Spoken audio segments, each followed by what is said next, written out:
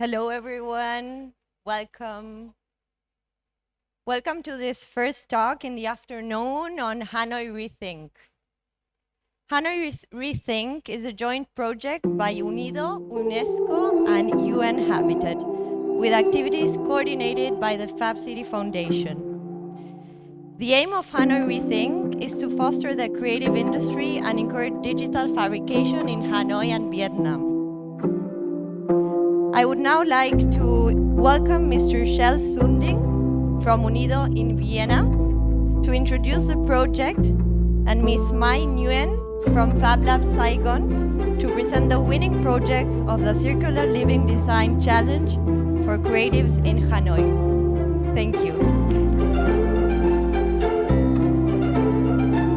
Thank you very much for that very quick introduction. So, welcome everyone, and ladies and gentlemen, my name is Shel Sundin. I work for the United Nations Industrial Development Organization. I'm based in Vienna, in Austria, the headquarters, so I'm very, very happy to be able to be here in person today. It's been a long travel, but well worth it. So, UNIDO, probably many of you haven't heard of the organization before. It's a specialized human agency with a unique mandate to promote and accelerate sustainable industrial and economic development. Now, for UNIDO, it's also very clear that creative industries are very important. Creative industries have a huge contribution to the economy globally and also to the digital economy. And UNIDO, of course, supports its member states in promoting its creative industries in several projects all over the world. Now, while traditional industries might require quite substantive industrial infrastructure investments, creativity, cultural heritage is present everywhere, in the countryside as well as in the rural areas. And that's where such industries can thrive. UNIDO supports the growth of creative industries by trying to creating or enabling an ecosystem where such industries can thrive. This might include addressing the policy framework, appropriate service provision, capacity building, such as training on design, but also on business skills. To some extent, technology transfer, and of course, supporting marketing activities. So in 2019, Hanoi officially became a member of the UNESCO Creative Cities Network, and shortly thereafter, Hanoi City, with partners, elaborated the concept of Hanoi Creative City and towards Hanoi Creative Capital. And to support this initiative, UNESCO, UN Habitat, and UNIDO came together in this joint project that we call Hanoi Rethink. The project, of course, works in close collaboration with the Department of Culture and Sports of the Hanoi People's Committee. So what is this project about? Well, it's about the cultural heritage of Hanoi and how the creative young people of Hanoi can draw upon this heritage and contribute to the development of their city. How the young generation are able to preserve old traditions and the unique cultural heritage while making use of new materials and applying new fabrication methods. So that sounds pretty good, right?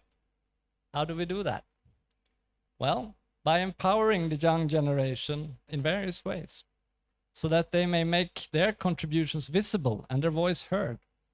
This project is working on organizing the youth, provide platforms so that the youth can be part of the development process of the city and the agenda. And what we're going to see here today is a little bit of a different kind of empowerment, namely supporting creative minds in developing their ideas into concrete projects. So to support the existing makerspaces in Hanoi, UNIDO, together with Fab City Foundation, has launched the Circular Living Design Contest to further engage and engage the creative people of Hanoi and connect them to the creative hubs in Hanoi, so that with both technical and design support, they may realize their ideas and turn them into real products. To be able, with your own hands, to transform your idea into a real product is also a kind of empowerment. And with this short introduction, I'm very happy to hand over to Mai to further show us what happened in the Circular Living Design contest. Thank you very much. Thank you, Shell. As Shell has mentioned, my name is Mai, and I'm from Fab Lab Saigon, and I've had the pleasure to work with Fab City, UN agencies, and organizations in Hanoi to plug the ecosystem of Vietnam creatives into the Fab City network. And we've had the pleasure to host a distributed design masterclass for creatives in Hanoi earlier this year. And then we encourage the creative hubs to work with makers and designers and creators to come up with ideas for the Circular Living Design Challenge, which is a competition that was launched in mid-July. And we recently selected the 3 top ideas and invite them here in Bali to learn from you and also share the ideas with you. And so without further ado, Mitali will help to show the top 3 ideas that have been selected. Hanoi, a place that has been known for its traditional craft villages, but through rapid modernization, this cultural charm is fading away from society. While Vietnam is also undergoing grave environmental effects, with noodle graphs being one of the culprits. This has started a burning enthusiasm within us to reinvigorate the quintessence of a vanishing heritage. Using noodle wraps as the material to lead this resolve. A shift from tradition to modernity, from rattan bamboo threads to noodle graphs. The traditional threading method of bamboo villages enables us to create products that combine practicality, quality, and cultural appeal, such as fashion accessories, household items, or figures that are exhibit-worthy. Using technology, My Tông Xanh provides intricate and hygienic products. These products are water and heat resistant, up to 170 centigrade. Our products are and will continue to strive to better society. Through merging the beauties of traditions and modernity, Hanoi bamboo craft villages will be preserved. Through providing the deaf community with technical knowledge, the job prospects will improve.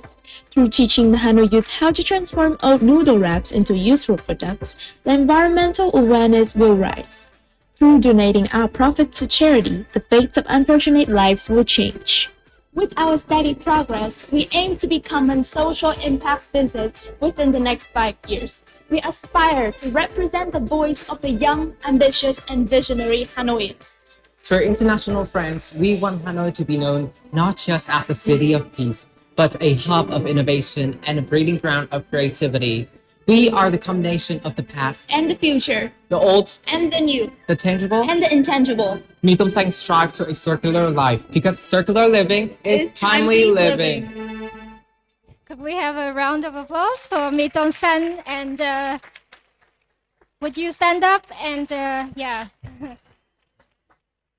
So if you're into upcycling noodles packaging, please contact My Tông Xanh. They'll have a more detailed presentation this evening at 6 o'clock, I think. Next up, the sounds of recycled wood.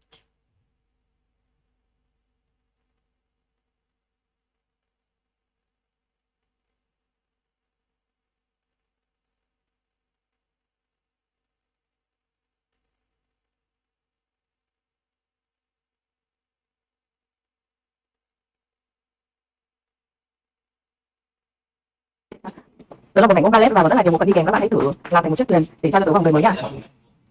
Nghe lại.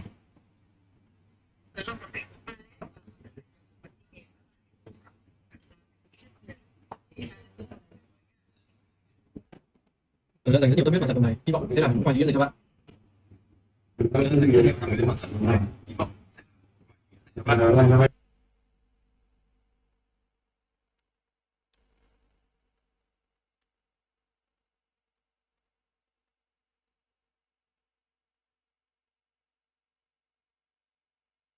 So we have Hao. Would you?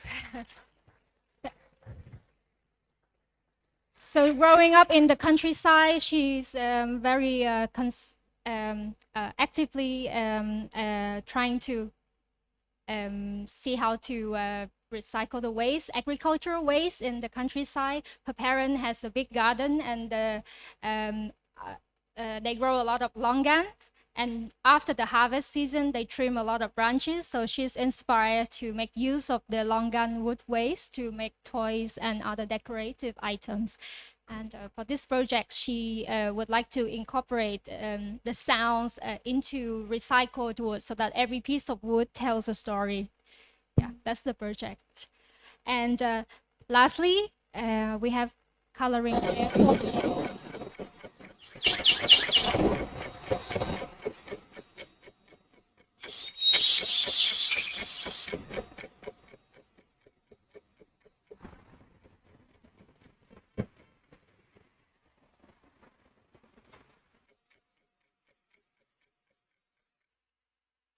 Real experience has more impact on urging people willingness toward protecting environment.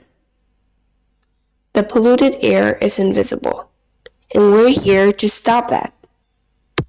We're reconstructing Hanoi buildings with recycled material, a unique hanging model method, and a light system, change color based on real-time air quality data. The idea is to promote every edge of Hanoi culture structure, aligned with the innovative attitude of society toward environmental issue.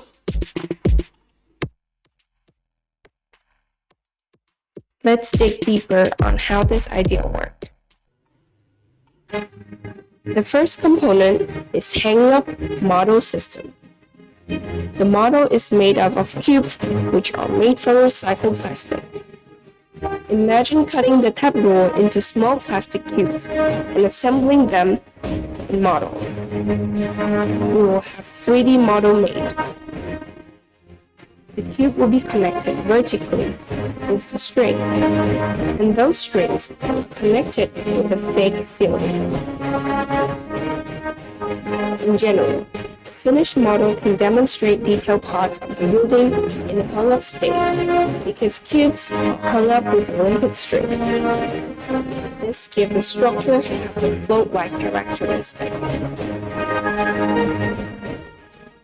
The next component is the light system, which can change from white to dark orange, corresponds to the pollution rates of the area where Tapio is based. So how can we take the air data? Data is taken directly from Air Visual, a real-time air quality information platform of IQAir. The light makes the structure become lively because any change now of the Latin model is based on nature, on the quality of the air in Holcomb Lakes. And finally, we have the end product.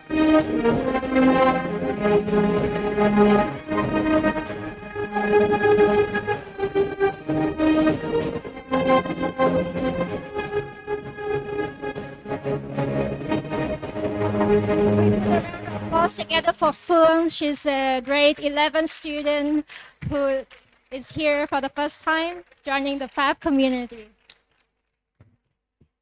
So these are the 3 projects that I'm excited to work with in the next 3 months to the end of the year to further develop their ideas and showcase it to the public at the end of the year. So yeah, I really I'm thankful to Fab City and UN for the opportunity to empower young people to contribute their creativity and innovation towards a sustainable and green and creative vision for Hanoi. Thank you very much.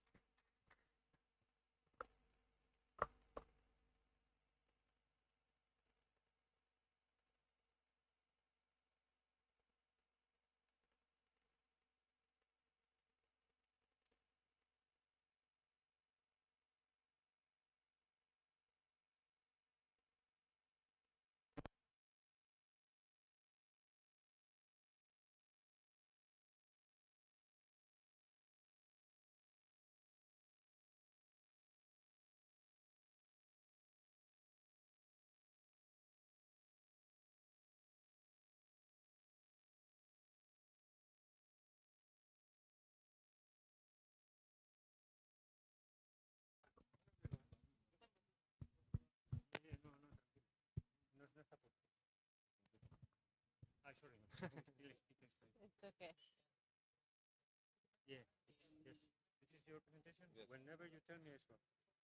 We can put it now. Put it down. We don't have the clicker, but it's okay.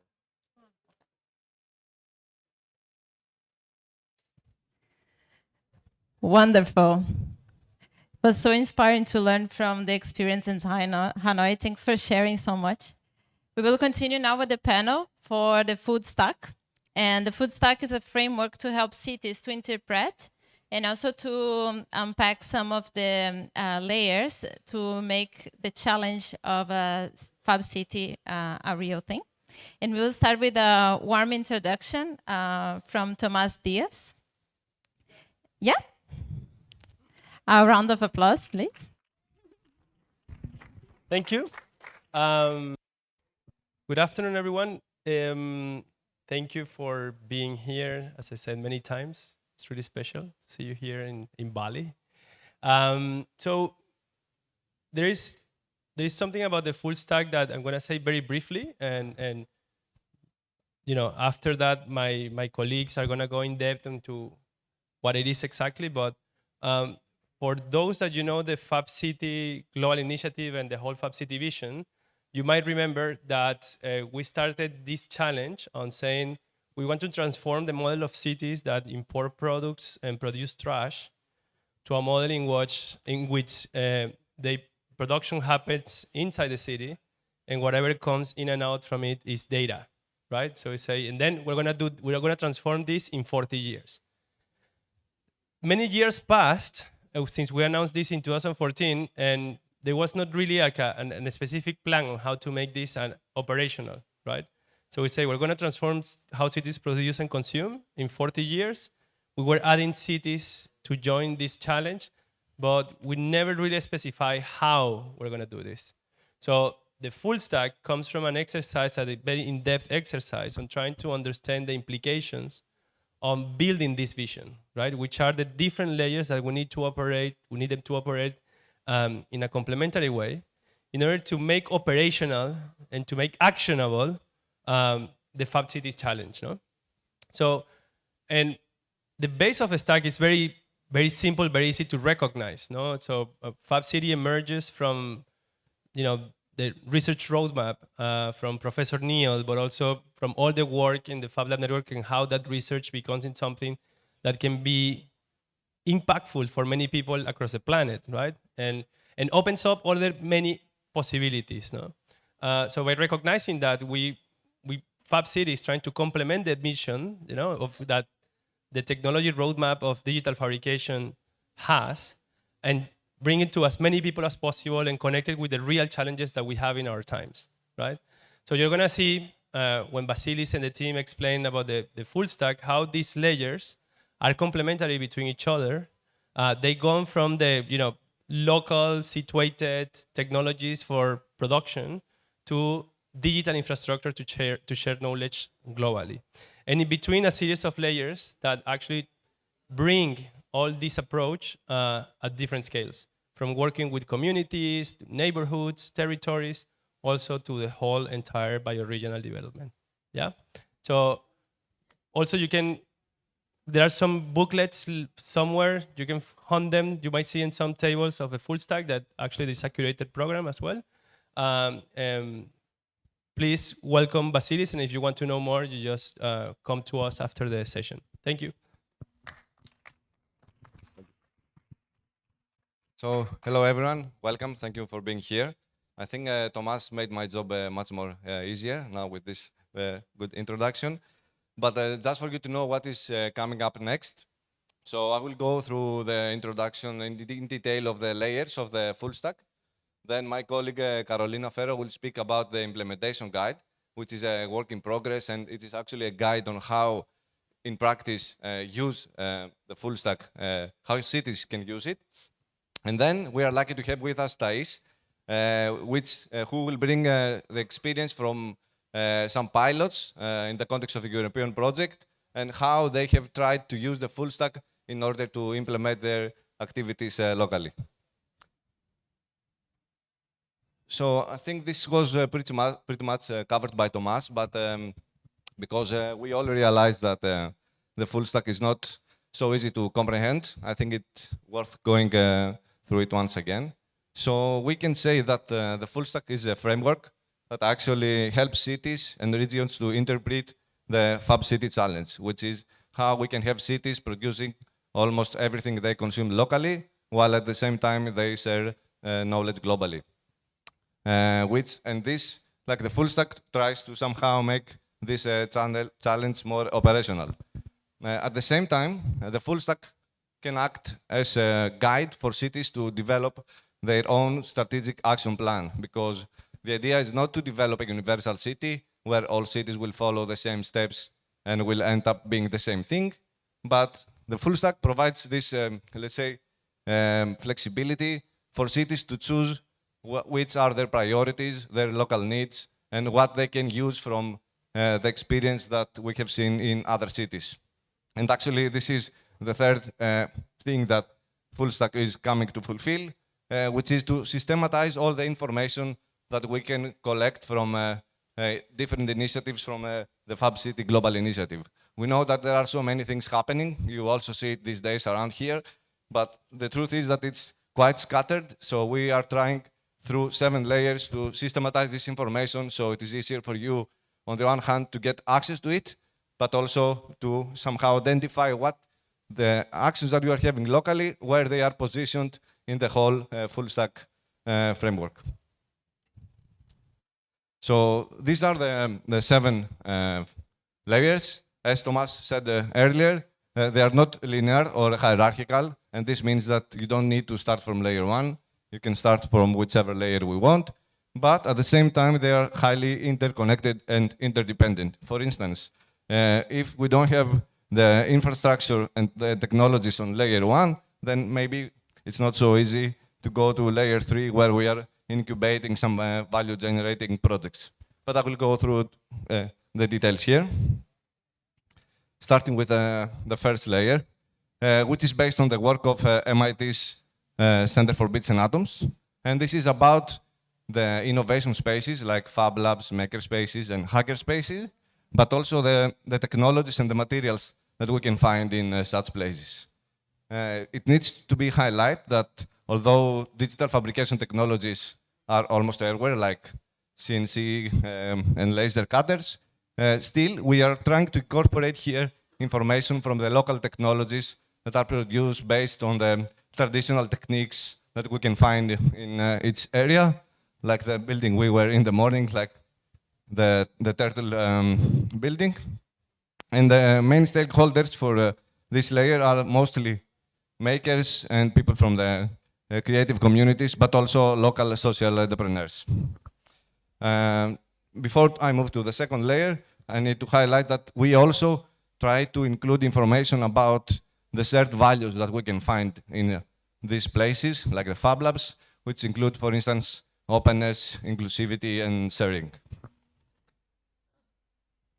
Then we move to the second layer, which is about the skills that we need in order to move towards a new productive model where we design globally, but at the same time, we fabricate locally.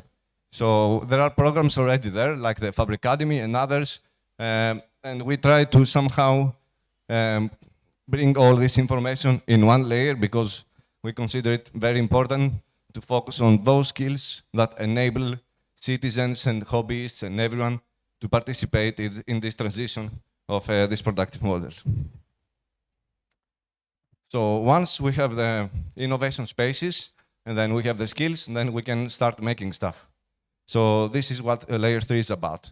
So here we can find projects that can either lead to a product in the market, like have more entrepreneurial, let's say, way of thinking, but also we can find projects that are more social oriented, which still have an impact in local societies and local regions. So here, like, we can have artifacts, like tangible things, like things we are making at Fab Labs, or we can also have processes and services that are developed when people go to Fab Labs and they exchange ideas and they are making stuff. Next, the fourth layer, we move to the communities that participate in the Fab City locally. So it's not only about the Fab Labs, there are also other initiatives like a small, like SMEs or other kind of initiatives that are working on the local level in the neighborhood that somehow get connected with the Fab Labs, and they create networks that is very important in order to scale up this model. So an example of that are the Fab City hubs. I don't know if you had the chance to visit, but we have a Fab City hub here. So it includes different initiatives, but also Fab Labs there. Maybe in some cases the municipality can participate in that. So there are physical places where people from the local community come together, exchange ideas, and then they are also creating projects and test their ideas, which is mostly what layer 5 is about. So layer 5 is about prototyping the Fab City on the scale of neighborhood or even the city itself. So for instance, here we can find a project that the municipality will decide to run on food or on mobility, and this includes the participation of the local initiatives there. And we need to have this knowledge somehow gathered so other cities also know what has happened in different contexts and what worked and what didn't work. So this is what layer 4 is about. And just to make it more clear, we said before that layer 2 is about programs like the education. Layer 3 is about projects. Layer 4 is about people. And layer 5 is about places. So these are the 4 P's, just to help you remember what we are talking about. Then we move to layer 6, which is actually a very important layer. And we are trying to get a more, let's say, bio-original approach in prototyping the Fab City, which means that we do not only take into account what happens inside the city, but also what we can find in the surrounding area. So in this case, we move beyond humans, and we also take into account the presence of other species. And we are trying to mostly think about practices that are not extractive, which means that we don't aim at taking the most out of consuming, for instance, a common resource, but rather we think in a more regenerative manner, where we get also take into consideration future generations. So we are using the local resources in a more specific way to be also more sustainable in the long term. And finally, the 7th layer is about sharing knowledge with global networks. So once we have produced and we have tested and do experiment locally, the idea is to document all these practices and experiences in a way that can be shared globally with other cities. So in this layer, we can find the digital commons, for instance, designs of particular artifacts that we want to share, or even protocols or different processes that are documented. And also we can find here the digital platforms that should host this knowledge and information, but also some metrics that we will need in order to assess how we are doing in terms of transitioning towards Fab City. I think that's it from my side. So I would like to invite my colleague Carolina now to speak about the implementation guide of the full stack. Thank you. So good afternoon, everyone. I know that Tomas and Vasilis, they did a great job explaining the full stack, but I would like to do a very simple exercise. Who has a challenge to implement the full stack here? Who would have challenge? Can you raise your hand? Or it's very clear framework, you know what you need to do. Who has doubts? Please raise your hand. Doubts? Yeah. Okay, but it seems that people understood because not many people raised their hands. So you guys did a great job. Okay, so okay, it's cutting. I don't know why, but it doesn't matter. The title was just about the implementation guide. But yeah, so what I think the mission is now, how do we implement the full stack locally, right? Because it's a complex framework. No. We have a complex ecosystem locally, so it's a complex framework. And our mission now is to support the network and support the Fab City Global Initiative to implement this framework. So we are currently developing a guide well, together with the network. So this is not something that us from the Fab City Foundation will come with a guide. This is a guide developed with the network, with the experience of the network, so we can make the full stack operational. So the idea of this guide is to support the network that from today is 49 cities, right? We had 8 cities pledging today, so today we're 49 localities, because we're Fab nations, we're Fab regions, now we're Fab Island. So to implement the full stack framework locally. Also, the guide, it's gonna provide guidance and recommendation in objectives, key actions, and outputs. I'm gonna go through it so you get a better feeling of it. And to support the localities to design their strategic action plan, know their local plan and how they want to develop their Fab City, right? And increase the knowledge, the global knowledge exchange and exchange opportunities. So I'm going to give details a bit so you understand what I'm talking about. But before that, in the Fab City network, we have identified over the years that cities are in different development stages, right? There are cities that just on board today, they just became part of the network. There are cities that on board 8 years ago, and they're in different development stages. So we identified 2 main groups, but this is just a very simplified experiment that we're doing.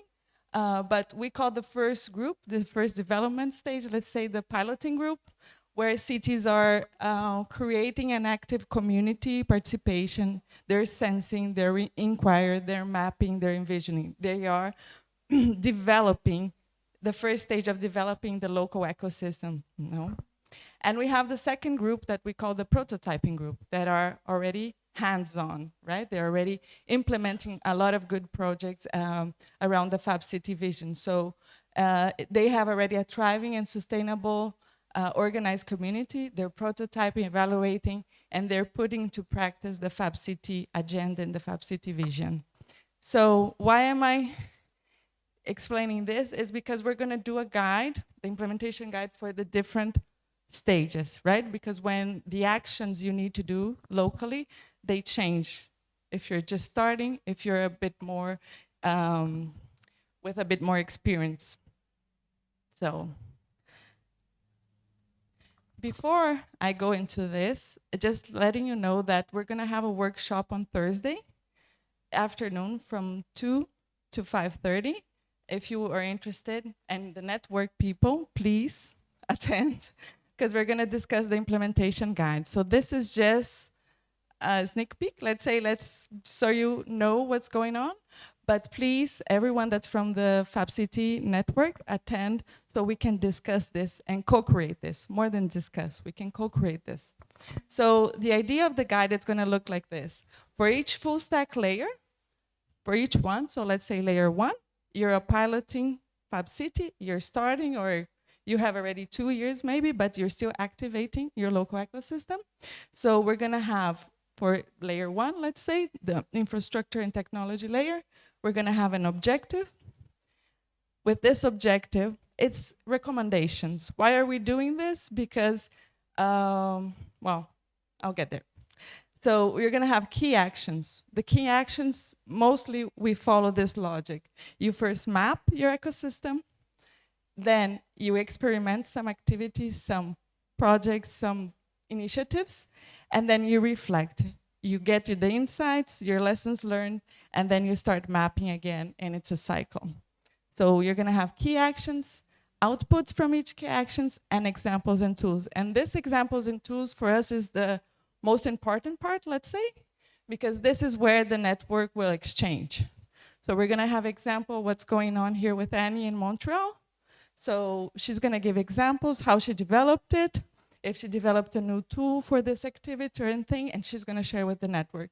Carol here from Brazil, she will also share what she did, maybe in the reflecting part, and then we can exchange and do the knowledge, the global exchange of knowledge.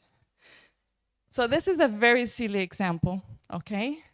Don't blame me for it, I will make it very simple. But we're in layer 1, so we're in the Fab Lab, the maker spaces and everything. One of the objectives is establishing and activating open innovation spaces for prototyping. Very basic. You need spaces for prototyping, or you activate spaces, or you create new ones. A key action to map, if you're just starting, let's say Bali, that there's place today, we would recommend to map the local innovation spaces, map all the Fab Labs, all the maker spaces that you have. Output would be a digital map of the innovation spaces, or the map of all the stakeholders that are involved in the Fab City vision. An example, we have here Jana from Hamburg, but we put here Fab City Hamburg mapping tool as an example on how you can do this, an open source mapping tool to map your ecosystem. So you experiment, so you promote co-creation activities in your innovation space. So you create, you activate, and you promote activities. Outputs of this would be events like meetups, open days, hackathons, and a tool or example. So we can give example how the people from Bhutan did a hackathon, or we can create a how-to guide that's on process now, and how to host co-creation activities and share this with the network. And then you reflect. It means you identify your key learnings, you document your insights, and output would be a set of strategies for activating local innovation spaces locally. So you define the strategies that you want for your local community to activate these spaces. And an example of a tool would be an activation plan template. So this is a very brief idea of what the implementation guide would look like. We started this process this year, so it's a working process. We already had a few iterations with the network to show this, discuss, and we reformulated. But we came here to the Bali Fab Fest with the idea that we're going to co-create this, that we're going to discuss in this workshop, get ideas from the network. Does this make sense? Let's change the logic, or let's get examples from different activities and tools that are going on.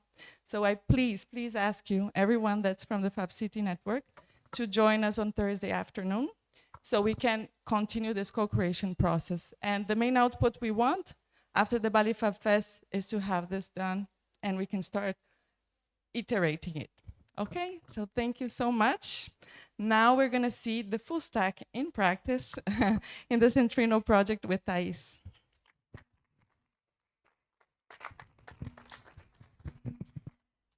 Thank you, Carolina. So a brief introduction of myself. I'm Thais. I work at the WAG Future Lab in Amsterdam, which is one of the partner organizations that have founded Fab City Amsterdam in 2016.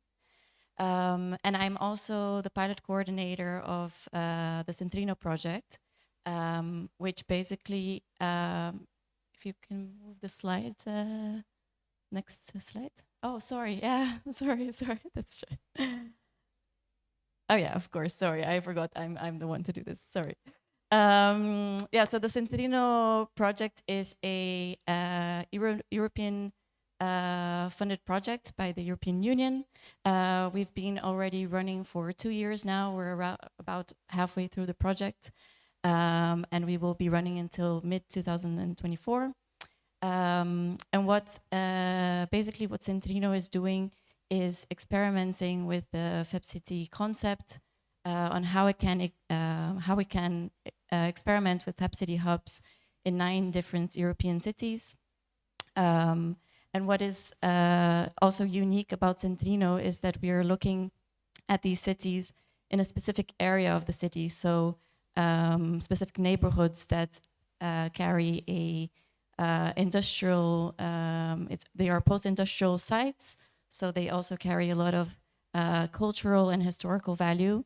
And so these areas are also areas that are experiencing a lot of degradation, neglect, and abandonment. So there's also quite a lot of buildings that have been abandoned. And as well, there are areas that are experiencing a lot of gentrification. So what we're doing is exploring these areas as potential areas as catalysts for urban regeneration of the cities. So in the end, focusing on how makership, these areas are where a lot of makers and creatives currently live and work. So we are also looking at how makership can be a catalyst for urban regeneration of these cities, as well as also being catalysts for the Fab City challenge and what we're striving for. So bringing local production closer to consumption. So focusing also on how these cities can reach their carbon neutral goals. So we're looking at these 9 cities. So there's Blönduós in Iceland. This is actually a particular city because it's actually located in a rural area. So it's the only one out of the 9 cities that are in a rural location. So it's also very interesting for us to see how the Fab City concept can work in different contexts.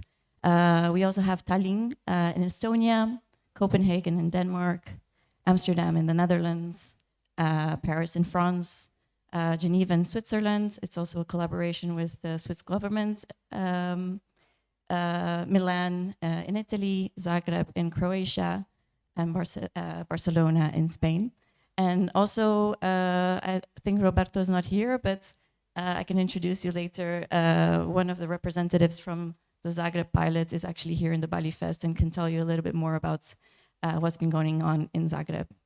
And what's interesting also about Centrino is that we're looking at these cities, and each of them, of course, are of different sizes in regards to their population. So that's also very interesting for us to see how a Fab City concept can work in different scales. So Blönduós being an extra small city, and then moving into larger cities such as Milan, Barcelona, and Paris. And so I like to present examples from 3 different size cities. So from Amsterdam, Milan, and Tallinn. Yeah, so for Amsterdam, so basically, also good to explain before even going into Amsterdam, is that the Centrino framework is also rooted in the Fab City full stack, in the sense that we're looking at how makership in these cities can actually be further explored and supported, engaged in order to promote regeneration of these cities and bringing more sustainable practices, bringing a lot more of the local production closer to consumption, but also focusing a lot on repair, reuse of materials. And so all of the Centrino cities actually initiated their kind of strategic pilot action plans, looking at the full stack, setting out their activities at first. But we do have our own framework. So operationally, we work looking at our own framework that includes also an aspect of urban metabolism, which is looking at the material waste flows of the city, and also energy flows. So making sure that we also map out what are the resources that are there and what are the resources that we need or resources that are left over. And we also have another component, which is heritage. So as I mentioned before, we're looking at these post-industrial sites. So we also really focus on exploring what is the tangible and intangible heritage that exists in the location. So what are the skills that exist, but also what are the existing infrastructure at the location. So here for Amsterdam, we have a couple of activities working in different layers. So for example, in the bottom layer, on layer 1, we are also looking at different maker spaces in terms of their infrastructure. So, so the infrastructure of, for example, different maker spaces, what are the existing equipment that they have, resources that they have. We're connecting people, connecting makers. So we don't have a specific central location, but we're actually making use of the resources that are there.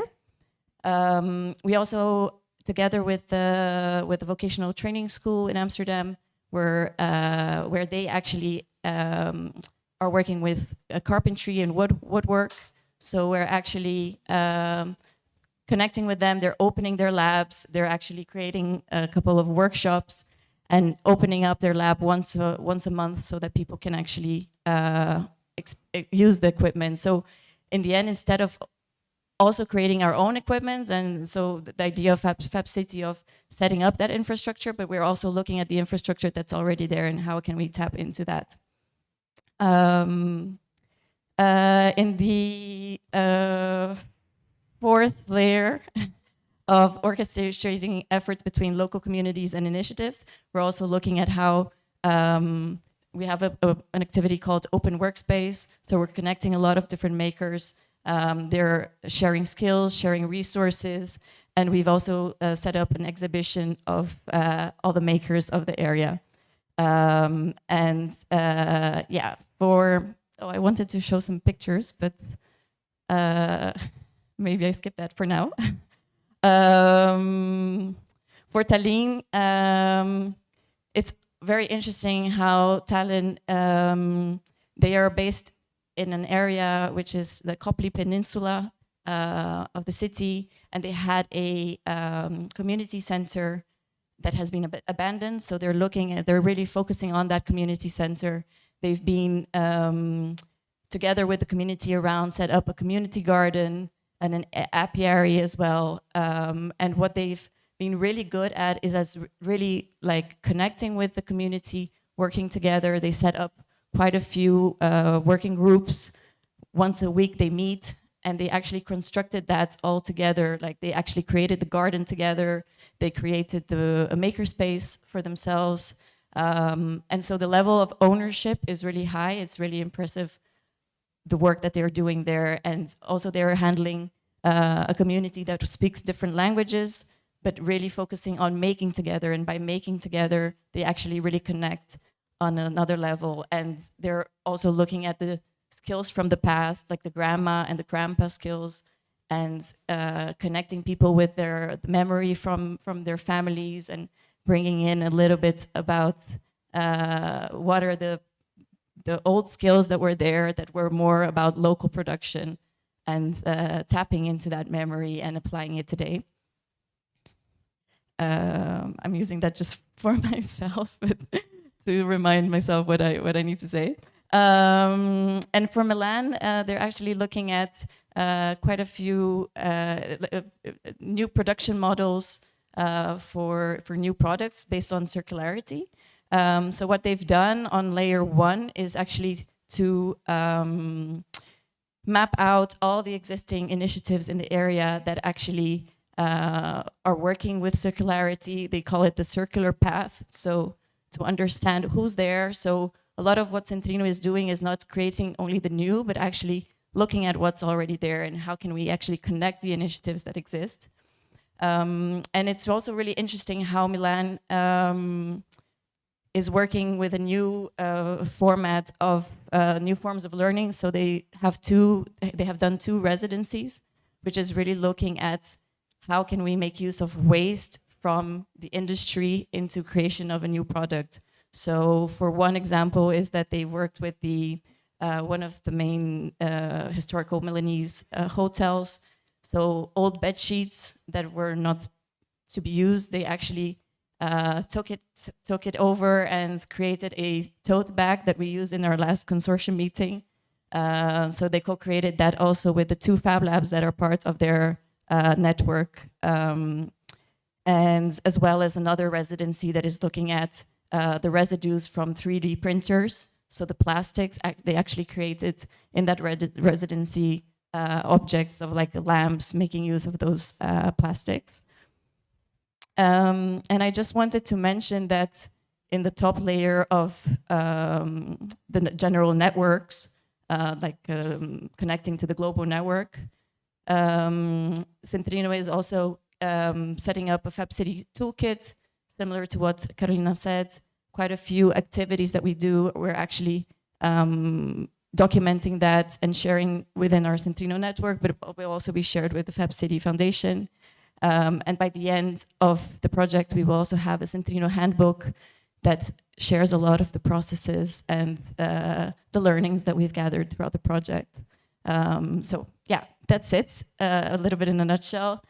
I apologize, the images are not there, but if you also want to know about the other pilots, other pilot cities, you can reach out. You can find me around in the upcoming days.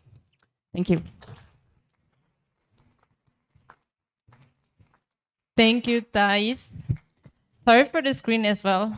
I think it is an issue with the light everywhere. But for this part of the panel, we will not have an issue with that because we can simply continue the conversation. So this part now would take roughly 15-20 minutes. And what we would like to do is to raise some questions with our panelists and also from the public. So we will start a conversation around what was discussed previously. And I've separated some questions to start, but please, if you can raise your hands in case you would like to ask any questions to our speakers. We will have a microphone circulating around with Josefina. And the first question to start, I think it's related to the municipalities. Perhaps that goes to you, Vasilis. What types of possibilities, opportunities that might have for municipalities in terms of engagement of citizens in this process? Yeah, thank you, Ale. I think that when we are trying to envision how municipalities can get engaged to that, we are mostly referring to policy proposals on how to enable all this production model. So I just wanted to clarify that like policy, sustainability, organization, and economy are pervasive in all layers. We cannot find them only in one layer. For instance, in layer 1, where we have the Fab Labs and the technologies, in terms of sustainability, we can think of what Fab Labs can do and what values they can incorporate to their own actions in order to be more sustainable. Or we can find, for instance, business models that make Fab Labs more sustainable in an economic manner. So, for instance, then for municipalities to get involved in layer 1, they could either, let's say, establish publicly owned maker spaces, or they can incentivize the establishment of maker spaces by other private initiatives. So in the second layer, for instance, they can enable some of the this learning by doing approaches in schools or in universities. In layer 4, they can incentivize the creation of the networks, and there is a long list of policy proposals that cities can come up with in order to facilitate the implementation of the full stack. But especially in layer 5, which, as we said earlier, is about the prototyping of the Fab City, I think that this is the layer where cities play a key role, because it is them who need to come up with policy proposals and projects that are actually implemented in a neighborhood and can showcase actually what the Fab City is on a local context. Yes, and with these multiple possibilities, perhaps that goes to Thais, that has been following up the practices on a daily basis. How do you envision, like, how do you balance this sort of multiple actions emerging from the bottom up, but also others coming from the government side or other local institutions? How does that work in practice? Yeah, so I can give an example from Amsterdam. So basically, we are looking at the northern area of Amsterdam, Amsterdam Noord, and there exists a lot of makers that are currently working and living there. But basically, that area is now suffering a lot of investment. There's now big and high buildings being constructed, a lot of investment for new services, companies for services. And basically, the rent of the area is becoming more and more expensive. So we actually are lobbying towards the municipality in make space for makerspace. That's how we call it. We've been setting up quite a few debates to talk about that, because basically the municipality has a policy that kind of it sets out a limit for rental prices for creative spaces for artists, but makers such as carpenters, repair shops are not actually in that list. So we are lobbying to actually include them in that list so that these makers can actually still remain in the area and not be pushed further and further away. So actually supporting the idea that if Amsterdam wants to become more sustainable and carbon neutral, we need those makership practices, because these are the people who will repair products, who will create things locally, who may actually make use of waste material from the industry. So yeah, that's a little bit tapping it on how bottom-up initiatives, things that are already there, can actually be a good story, a good narrative for the municipality to understand and incorporate it in their policies. Yeah, and that translated to the network interactions. Carol, how do you see that? How can the network benefit the cities and vice versa? How can the cities also feedback the network in terms of keep iterating this full stack, keep improving all of these layers and the actions behind it? There you go. Yeah, I think we have different moments that we can, that the network can interact and contribute to the full stack. Because like as in the Centrino project, there's a lot of cities that are guiding themselves a bit with the full stack framework. And they are the ones that tell us what makes sense or not, no? So we have different moments. For instance, we have the summit, we have this, the Bali Fab Fest, we have this annual gathering that we get together, we interact, we get feedback from the network, what's going on, what's working, what's not. Concretely on the full stack and the layers, one of the ways that we envision of getting feedback is with the implementation guide, as I was saying, no? Putting the full stack, making it more operational with objectives, key actions, but also, and especially I would say, with the examples from the network and with the feedback. So this iteration process happens, needs to happen all the time. And we have other moments that we can do that. We have some roundtables where we discuss different topics that are related to Fab City, are relevant. So these are moments that we get feedback from the network. And I think the network itself, right? The interaction among the cities, the interactions that we have constantly with the network. We have our network coordinator somewhere. She was here, Nida. So she has constant interaction and feedback with the network. We have these moments where we gather virtually and in person. And I think these are the moments that, yeah, okay, that we get the feedback from the network to be able to iterate the full stack. And I think the full stack will change a lot during the years. It will like mature, and that will only happens with the experience from the network. So yeah, I think that's mainly. Lovely. Any questions emerging from the audience? I see some hands before. Josie has the mic.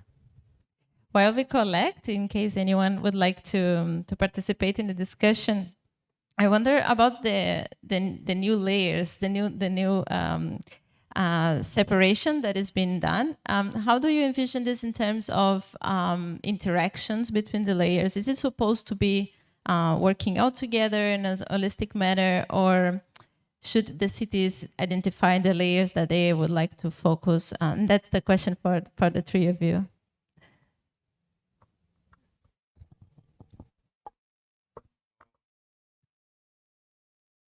I think that it is up to cities to decide what are their own priorities and where they see those priorities being fulfilled, like in which layer. But as we said earlier, the layers are interconnected, so activities that are taking place in one layer are somehow affecting also the impact of other layers as well. So, but in the end, you know, it's not about positioning a specific activity to a specific layer. It's about making sure that we have all the elements we need in order to implement this new productive model. And as I was saying earlier, like the point of the full stack, one of the points is to somehow systematize this information so cities and all stakeholders can get back to it and get the most relevant information about what they are doing. And this is not only about the priorities they have, but also how they culturally want to address a specific problem. So there are several dimensions there, and the whole process is very complex, but we are just trying to facilitate all this. And as Caro said earlier, like this is a dynamic framework that is expected to change based on the experience we collect from the different cities and the input we get from them. Any comments? Maybe I can also add from the experience that we have. For example, let's say if we're working on the layer 2, which is new forms of learning. So as an example, Milan is also focusing a lot on bringing more circular skills, doing a lot of workshop on circular economy, on supporting initiatives that are like small, medium enterprises to actually work with circularity. And in the end, of course, firstly, by setting up these workshops, by organizing such events or meetups, you're also connecting, of course, also organizations that are working in the same in the same manner, which that connects to layer 4, I think, on connecting connecting the community, connecting the initiatives. But of course, also then the skills that they're acquiring is also something that can benefit the bioregion, because it is also bringing in the knowledge of well, how can I actually make use of raw materials that are existing in my area, or even local food production, urban farming. So in the end, it's not like things work in a silo. I think by activating one layer, you're automatically also starting to activate others.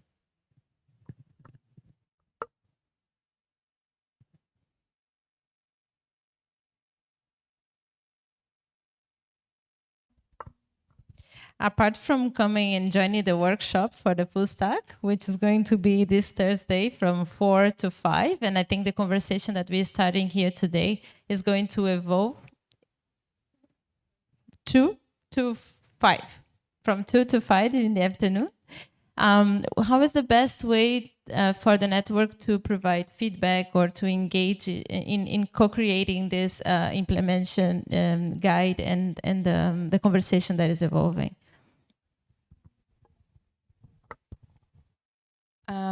Yeah, so the idea we're developing, as I said, we identified some stage of development of the network.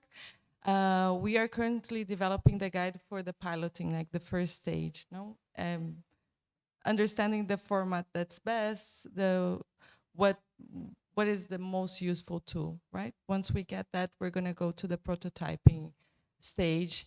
And we had a few interactions with the network before coming here to Bali to come up with a draft or a working document. So we can now iterate again with the network here on Thursday. And after that, the idea is to continue iteration for the idea, hopefully, that with the workshop, we'll have a clear draft, a clear, a full, let's say, complete draft of the first stage of the piloting stage. After that, we're going to have to do it virtually, but we're going to work with the network in some workshops to develop the second stage, the implementation guide for the second stage. So we're going to iterate in different moments because, as I said before, there's no way of doing this if it's not a co-creation process, because we cannot do something without the stakeholders that are involved. No, I think that's the main philosophy always. Lovely. Yes. So, and I've heard that some of these processes is actually right now happening in person, because we have here in the Fab Lab the framework on the wall. So everyone is invited to provide feedback directly on the wall with some post-its, perhaps not writing on the wall. I think that's not very welcome, but using some post-its, talking to the organizers of the implementation guide, either Carol, Vasilis, or Ida. And also in the CL4, which is the community meeting place, which is behind this actually is in this building, but the entrance it's from the other side. So please feel welcome to go to that place. Join the workshop this Thursday from 2 to 5. And to conclude this lovely conversation, thank you so much for your contributions. I would like to open the space for a final message, very quick, that you may like to share with us in terms of how we can make the full stack better, and what do you envision as the very important next step that we need to take as a collective? Oh, this is a difficult one. But I think the most important thing is to trust the process. Like, we are doing our best to come up with a framework that, would fit all cities if possible. So this is very challenging for us. So your contribution is super valuable for us. So please provide your feedback in any way you feel that it's appropriate. And just stay tuned. And this is, as Caro was saying earlier, we need to co-develop this with you. So we hope that you will stay engaged. And thank you for coming again, Caro. Yeah.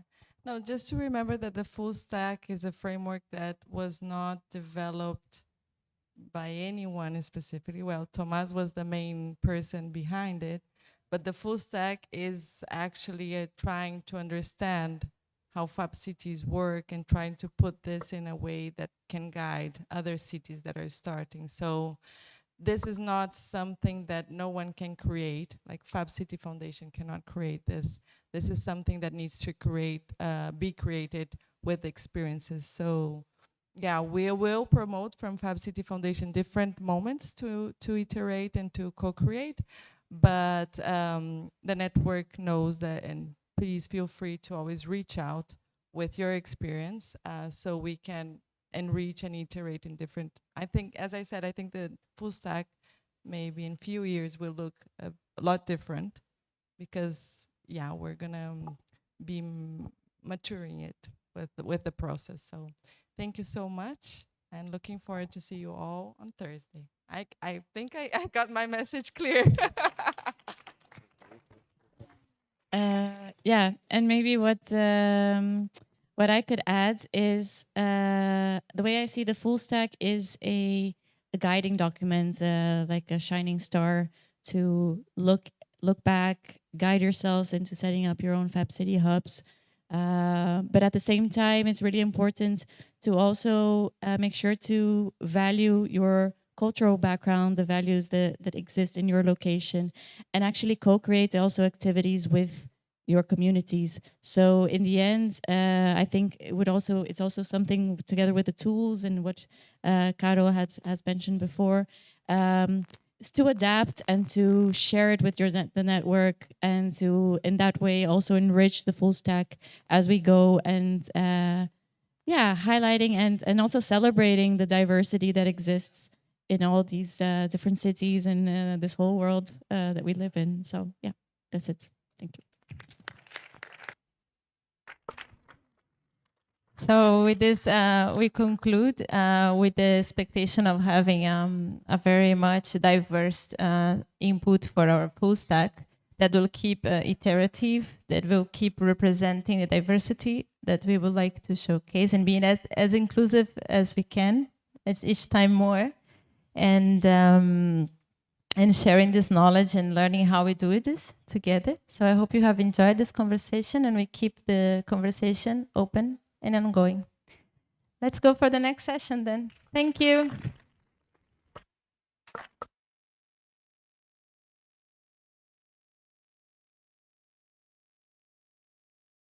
So we will have a 10 minutes break. We can just stretch our legs, grab some water, and get back here in 10 minutes. Thank you very much. If you want the full stack curated program of the event, please come and grab one here, okay? Thank you.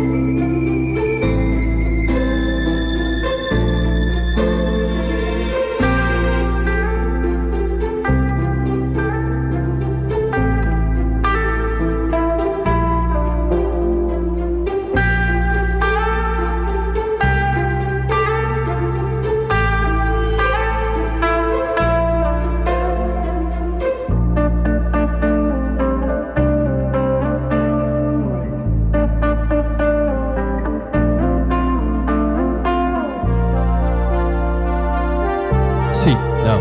Okay.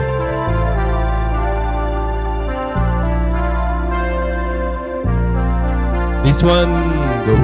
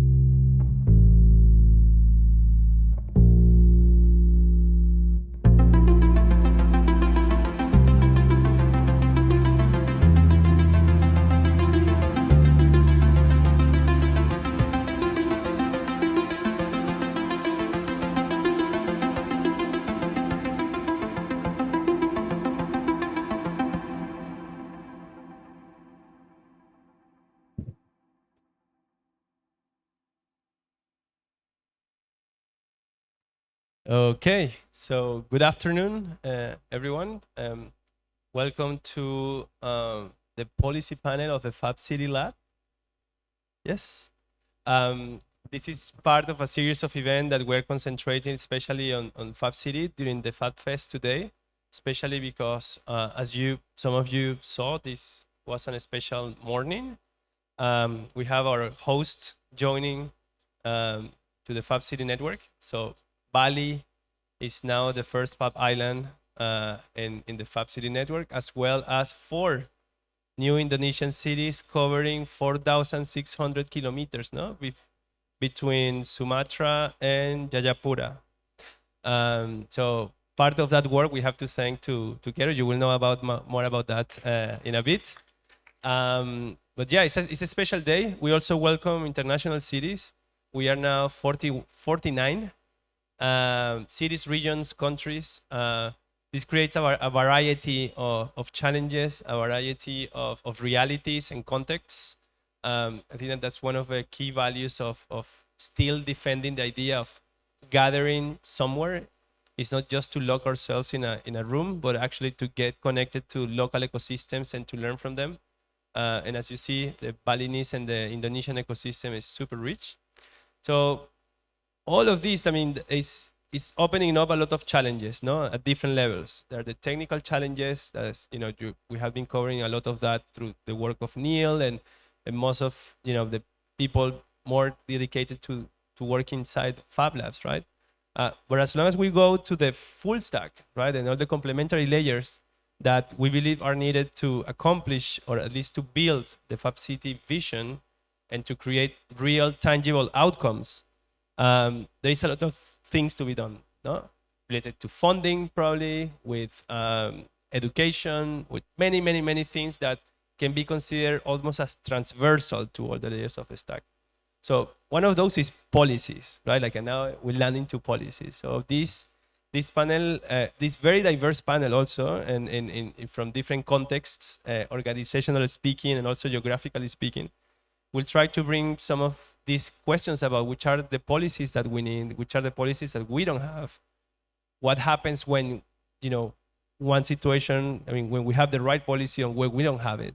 And in general also bring more to the mix of a diversity that we want Fab Labs and Fab Cities to be into the conversation. So together with me is someone that doesn't need any introduction. Is the fantastic leader and dancer, Sherry Lassiter, who's going to be co-hosting this panel. Lass, over to you. Thank you. See, hello, there we are. Yes, thank you, Thomas. Yes, I had a lot of fun dancing last night at the party. Uh-oh, they caught me. Yes, I think that we're so honored today to have this panel of very interesting speakers who are as Thomas said, they're from different scales. You know, they're from regions, from big cities, from rural areas, from small cities, as well as from different parts of the world. And I think it's going to be very important for us as we go forward to really think deeply about what we share, the practices that we share. Where are the gaps, and where are the opportunities, right, for policy?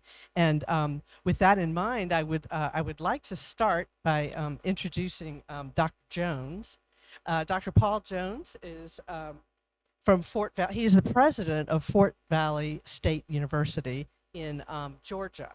And it's a historically black college that serves sort of a small city and medium-sized rural community, I guess you would say. Would you agree? Okay. His higher education career spans more than 3 decades in Colorado, Maryland, Utah, and Georgia.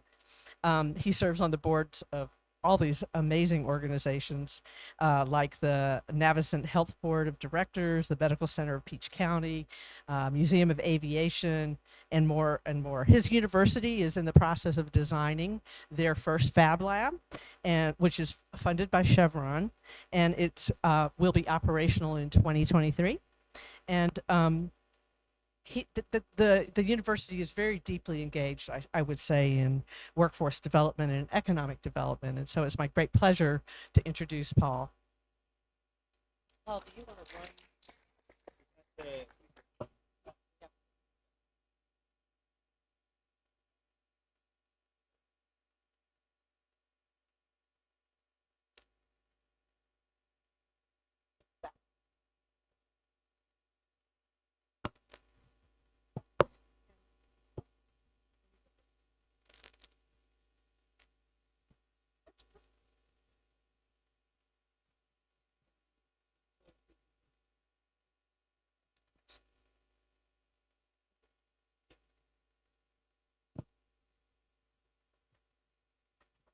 Test 1, 2. Well, good afternoon. Are we awake? That's the downside of having such comfortable chairs.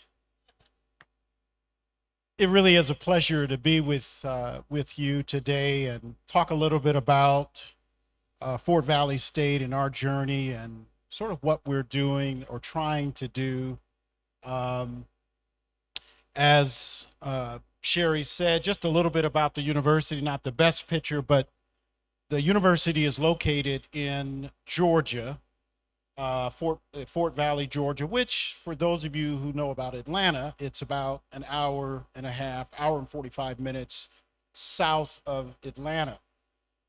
Important to know, Fort Valley State University is one of those historically black colleges that was founded in the 1800s and founded at a time that African American students could not access higher education other than through these institutions. The institution is also what we call a land grant institution, which is very important. It has a statewide mission, which allows us to work throughout the state. Our enrollment is relatively small, 2,700 students. About 400 of those students are in graduate programs. Most of those programs are in agricultural fields, which I'll spend a little time discussing. The university has about 40% of the students are in STEM fields. And that's pretty true of many historically black colleges and universities. They typically have very strong STEM programs, and we are the major producers of African American students in STEM fields. I put this last thing here because I want you to have some context of the students that we serve. Our students are typically first generation, what we call low-income students, or students who are oftentimes lowest income that you will find. 80% of our students receive Pell Grants to assist their education, which those are the neediest students that you will find in higher education. And our students happen to be at that even higher level of need. And that presents a set of challenges for the institution. The university also I wanted to kind of drive home the STEM piece. We're known for our efforts in producing students, particularly in mathematics. We've led the country several years of producing the largest number of African American students, and that's pretty significant when you think about the university is only roughly 2,700 students. We have this program called Cooperative Development Energy Program, which is designed to support women and minority students in STEM fields. It has both an academy program, sort of K-12, and then it has a dual degree program that's available as well. Since that program was founded back in the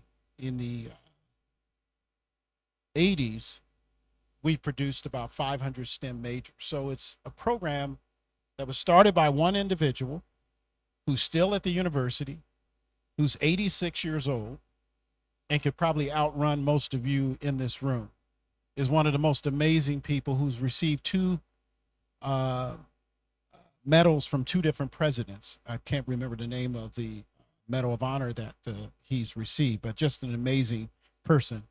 Someday he's going to walk in and tell me he's done.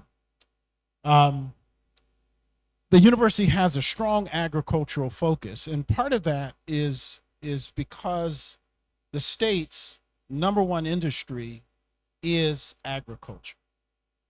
And so the university, because of its land grant mission, really serves the state in many ways in terms of the kinds of research we do, the kind of our teaching efforts, and more specifically, our outreach efforts throughout the state, helping primarily, again, underserved or limited resource farmers, small-scale farmers throughout middle and south Georgia. So Sherry mentioned we are in the early stages of planning this Fab Lab, and when we applied for the grant, we were trying to figure out what our focus would be, and we can't run away from what's really important to the institution, which is this agricultural focus. And the university is our Fab Lab, which will be very similar in some ways to some that are already in the network. But in terms of how we focus it, those are the conversations that we're having right now. And how do we leverage technology to help these small scale, limited resource farmers in terms of pushing technology, developing more entrepreneurs, and creating more innovation in general. I wanted to just point out that, and I've got to speed up here, Middle Georgia emerging, the Middle Georgia area that it's called, that we're part of, is fastly becoming this sort of emerging technology hotspot. And a lot of that has to do with this incredibly large military base that sits right in the community that has more than 23,000 employees, primarily in STEM fields. So we strategically are putting our Fab Lab in this part of the community to become part of this strong STEM ecosystem, which also has another Fab Lab, has other technology related companies in the area that we can partner and collaborate with. So we've had our first sort of design studio meeting to begin to discuss how we want to shape this lab, and what are the kinds of services or programs or initiatives or training or whatever it might be that is needed for the community. The Middle Georgia Project Innovation Project is something we're part of in building this ecosystem here. You can see the 3 goals for that area of the state.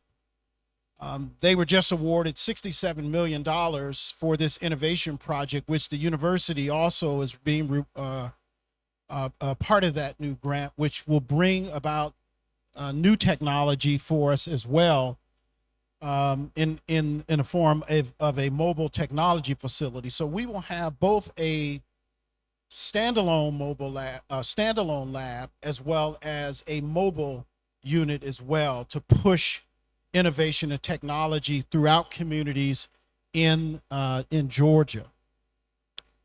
The last thing I really want to say is just really about the opportunities we have. I think what we're grappling with, and one of the reasons why we're so excited about being here with you, is you guys are in a space, as I think about the global challenges that we face, you're working with a lot of similar kinds of populations that we're trying to serve, and underserved populations. And how do we get this?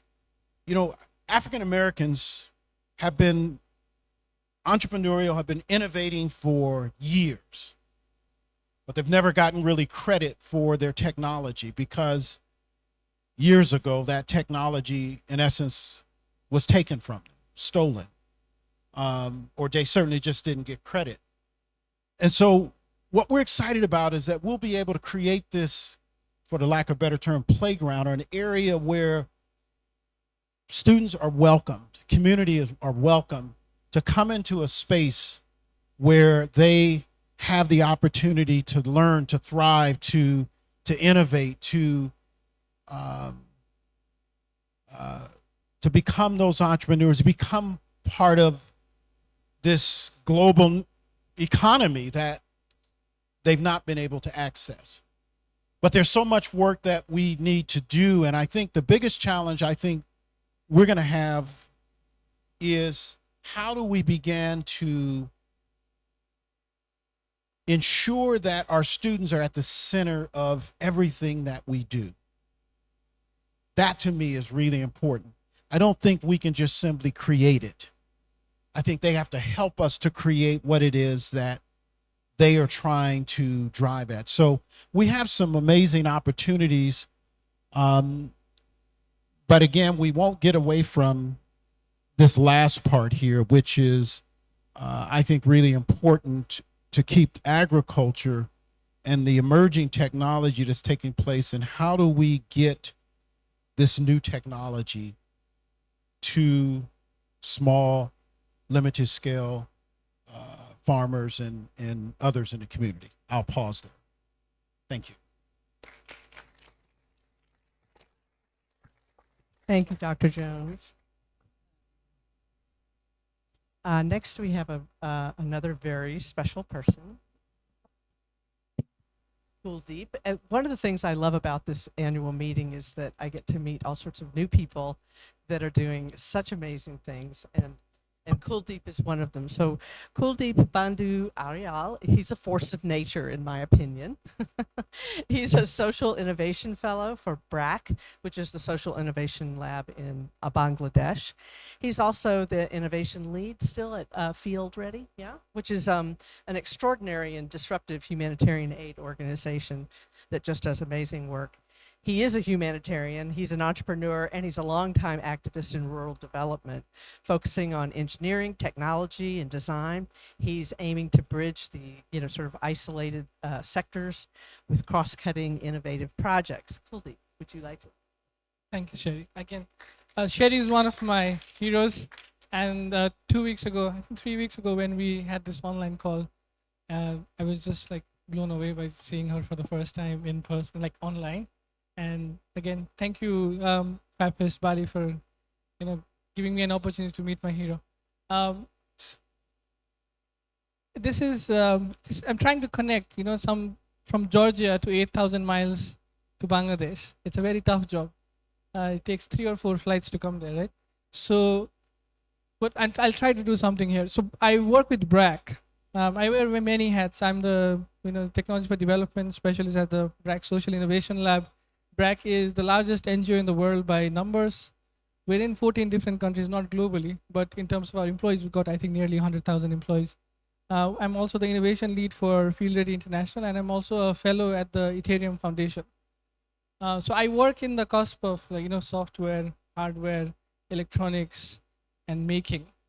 And then now where does BRAC stand in all of this, right? BRAC Social Innovation Lab is a small unit inside BRAC that is trying to disrupt the entire development sector that BRAC is part of. As over the past 50 years that BRAC has been established, the more bigger you get, you slowly become the monster you were designed to, kill, right? So the founder, unfortunately, he passed away 3 years ago. He decided 9 years ago that let's set up a social innovation lab to disrupt the programs inside BRAC. And also BRAC, because BRAC's 50 years old, it also needs to cater to the young, to the newer generation. And as part of this, I came in as a fellow, now I'm the technology for development person there. And because of my past experience in making and in the maker movement community in Nepal and globally in Europe, I pushed all of this into BRAC for the first time over the past 3 years. And over the past 3 years, we've done a lot of good work and created a lot of new knowledge, which is all, again, open source. The platforms we create are open source. The knowledge we create is open source. The products that we design is open source. So it's available for everyone. So what does the future look like for work, right? Again, Paul talked about jobs and opportunities. And even though the Fab community and the maker community starts as a do-it-yourself and came in as a lot of like a hobby for everyone, but when institutions are looking at it, they're looking at it as how can we leverage it to provide the best opportunities for the most marginalized. So that's the angle we're looking at. We also know that everyone wants to make an RC robot, but we also know that that same people has the ability to also change lives through the way they design and make. So what does the work look like? What does the future of look like for work? So by 2050, only 20% of the population of Bangladesh will be from rural areas compared to 63% today. So everyone's moving into the city. And then by 2041, automation is expected to cut almost 5.5 million jobs. So people are coming from villages to the city to get jobs, and there are no jobs in the city. That's what we're going to face. And the climate change and the crisis, Bangladesh is one of the, is in the one of the most vulnerable areas in the world in climate change. The normal working conditions and take people away from agriculture, right? So agriculture is also not the solution most of the time, because we might need to even innovate in the way we produce food. And what currently we're doing, we're all focusing on digital skills. The current interventions are digital skills. And basic computer operation, web app development, and that in Bangladesh, especially where we make the world's clothes, we call it the question is how to make the RMG mid-level manager. That's the main focus of the entire job sector. But however, currently, 13% of the digital jobs worldwide are filled by Bangladeshi nationals. So it's already near saturation levels. And with the growth of Africa, with the growth of other parts of the world, that percentage is going to either remain stagnant or it's going to go down. So now, especially with AI and computing, machine learning taking away digital skill jobs, if we put all of our eggs in that basket of digital skills, we're going to lose, right? We're going to lose in this, like we're putting all of our stake here in a situation where we know that we're going to lose. So this is where the premise of the linking the maker movement to the youth and employment comes in, right? Again, the future is already here. It's just not evenly distributed, as Gibson said. And the basic premise is that the maker movement is an alternative sector that is looking for answers for future in the space of local manufacturing. Again, we're trying to link the aspects of design and hobby and enjoyment, doing it yourself, to the manufacturing sector, coming from the development sector here. And the manufacturing tools are becoming smaller, cheaper, and more accessible. And one of the reasons why we went from 50 maker spaces in 2005 to 45,000 or 14,000, 14,500 maker spaces in 2016 is because of the fact that the machines are becoming more accessible and cheaper. And then the question is, what if we make these tools accessible for communities around the world by creating maker spaces? And Sherry's question is that if you had both the tools, I think you said this, if you had both the tools and the know-how, what would you do with that? Yeah, that's a question that Sherry puts it in one of the documentaries I watched before. So again, this is from this. So the maker, again, I don't need to explain this to you, right? Jugar, realizing the potential of the Bangladeshi youth. How can we bring the maker movement into Bangladesh? The Bangladesh has about 8 Fab Labs in the country, supported by World Bank, again, another big development agency that just puts money on the ground. They invested $2.5 million to make all these 8 Fab Labs, but they didn't provide operational funding.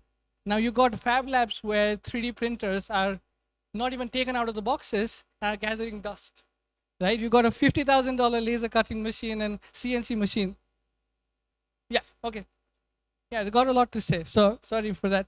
So the next thing is, again, this is Sherry. I show this image all the time to prove that, anybody can make, but then they don't know that Sherry is the one, right? So I show that, okay, you can get the normal person to make the product. You can create employable youth. You can create open source knowledge, prototyping revolution and all of that. So it's also about tools and people. Most of the time in the developing world, we don't have tools and resources. And Bragg believes that we need to empower people and then let them decide whatever they want to do. So now Makerspace actually fall really nicely into that kind of angle and communication strategy, right? So what we've done is we restarted and re-engaging the Fab Labs in Bangladesh. We made a lot of different products, and we're also building a systems and tools for skilling and community building. Like we're also creating online plus hands-on training for these youths. And what we're also doing is building a talent pool and a skill stack so that we can scale them up. Again, rebuilding an ecosystem is actually really harder than building an ecosystem from scratch, because people already know and it's already failed once, right? So you have to now restarting is very difficult. Now we've got we do this residency program, so we make a lot of different products. Like one of the products we made was the oxygen concentrator here. But then the challenge here, again, is about advocacy here. We're trying to build a distributed manufactured architecture in Bangladesh with challenges around, again, a lot of policy, which we will discuss in the calls, but I just want to give a small premise. We're also linking normal jobs outside of making to people who get trainings on making, right? We're building platforms, we're doing experiments, we're mapping everywhere, everything, all machineries, all the workshops, all across the country. And then we're building a cycle for future of skills, solutions, and employment. So again, we're going more focused. We're also looking at, because Brax International, we're looking at international expansion as well of this. And I think I will end with this, but we've got a lot to say, a lot more to say later on. Sorry.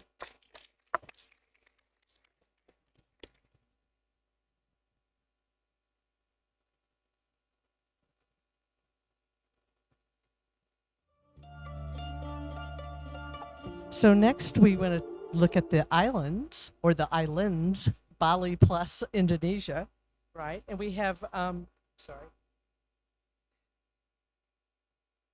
have Jerry Firmancia, right? Yeah. And he is the CEO at PT Multi-Solusi Global, right? And also, he's the executive director of the Indonesian National ICT Council. And ICT is, going to be critical as you are making this turn into a digital and a digitally productive economy. Yes. So, Jerry, please. Okay. Thank you, Sherry. Thank you, Thomas. Good afternoon, everybody. My name is Jerry from National ICT Council. I will explain how Indonesia adopt the Fab City. 4 days. Okay, thank you. 4 days ago, I met Thomas in my office, and then Thomas explained anything. If we talk about Fab City, everybody, oh, Fab City, okay, 3D print until now. And then, maybe in another city, we'll talk about that. Okay, after that, we more discussion, and then Thomas sharing about bit atom and bit, and So that's why today we have the five plates, right? 5 plates in 50 city join the Fab City. It's mean 10% of Fab City from Indonesia. Yeah, okay, thank you. So maybe I will explain which organization I'm. This is our organization. I'm in this organization give advice to president about ICT.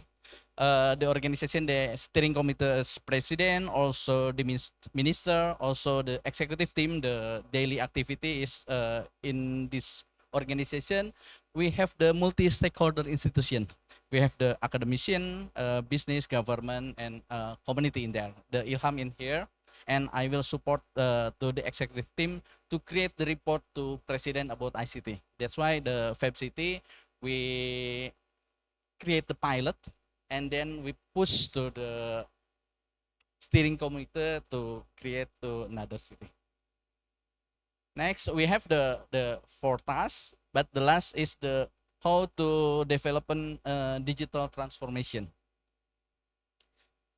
President declare how to push the digital transformation in Indonesia. We have the 5 mandate. First, the improve digital infrastructure. Also, President push the create roadmap digital transformation in every sector. Also, integration of data and prepare human resources development and also regulation funding. Okay, see, we have the regulation to push that. First, in Indonesia, 2003, we have the implementation in government, but the problem is some city more far, other not yet. So we have the another regulation is ICT infrastructure because we have the many islands in there. So we have the ICT infrastructure, all we call the how to get the infrastructure in every area in Indonesia.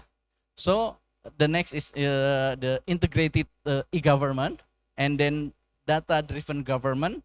Also, the last is national strategy on AI.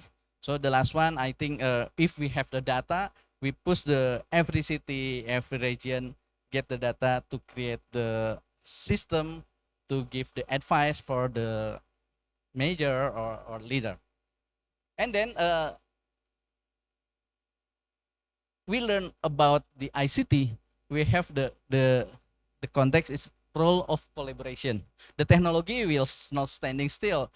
They always new apps, new device and something, but it require everyone is work together in there. So we push the collaboration. We create the not one Tiknas but one Tikda. The one Tiknas is the organization give advice to president. So the one Tikda is the similar one Tiknas give advice to the mayor or leader in that area, governor maybe. Okay. So if we see, like Thomas said, if we go from the Sumatra to Papua, it is 4,000 kilos from London to Afghanistan. Today we have from Bangka Tengah declare Fab City, and then Sumedang in here, also Pare-Pare in here, and Bali in here, and then the Papua join. So we have the 4,000 Fab City in Indonesia. Okay, the collaboration in Indonesia have the application, maybe Peduli Lindungi. If you go to the malls, you must install that application and detect you have the vaccine or not. Okay. And also the education, and today we have the Fab Fest or Fab City as a collaboration. This is the collaboration similar with our organization. We push the collaboration in government, business, academic, and community. That's why when we create the Fab City, we push the collaboration. So in Indonesia, I think the key is patron. If we share to community, I think it is not easy to adopt the Fab City. That's why the government as enabler to create the Fab City. That's why today we get the 5 50, maybe next year more. Okay. Okay, thank you. That's why.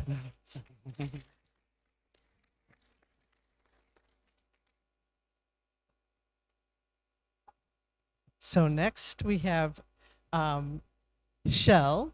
It looks like Kajal, but it's really Shell. Shell Sundin.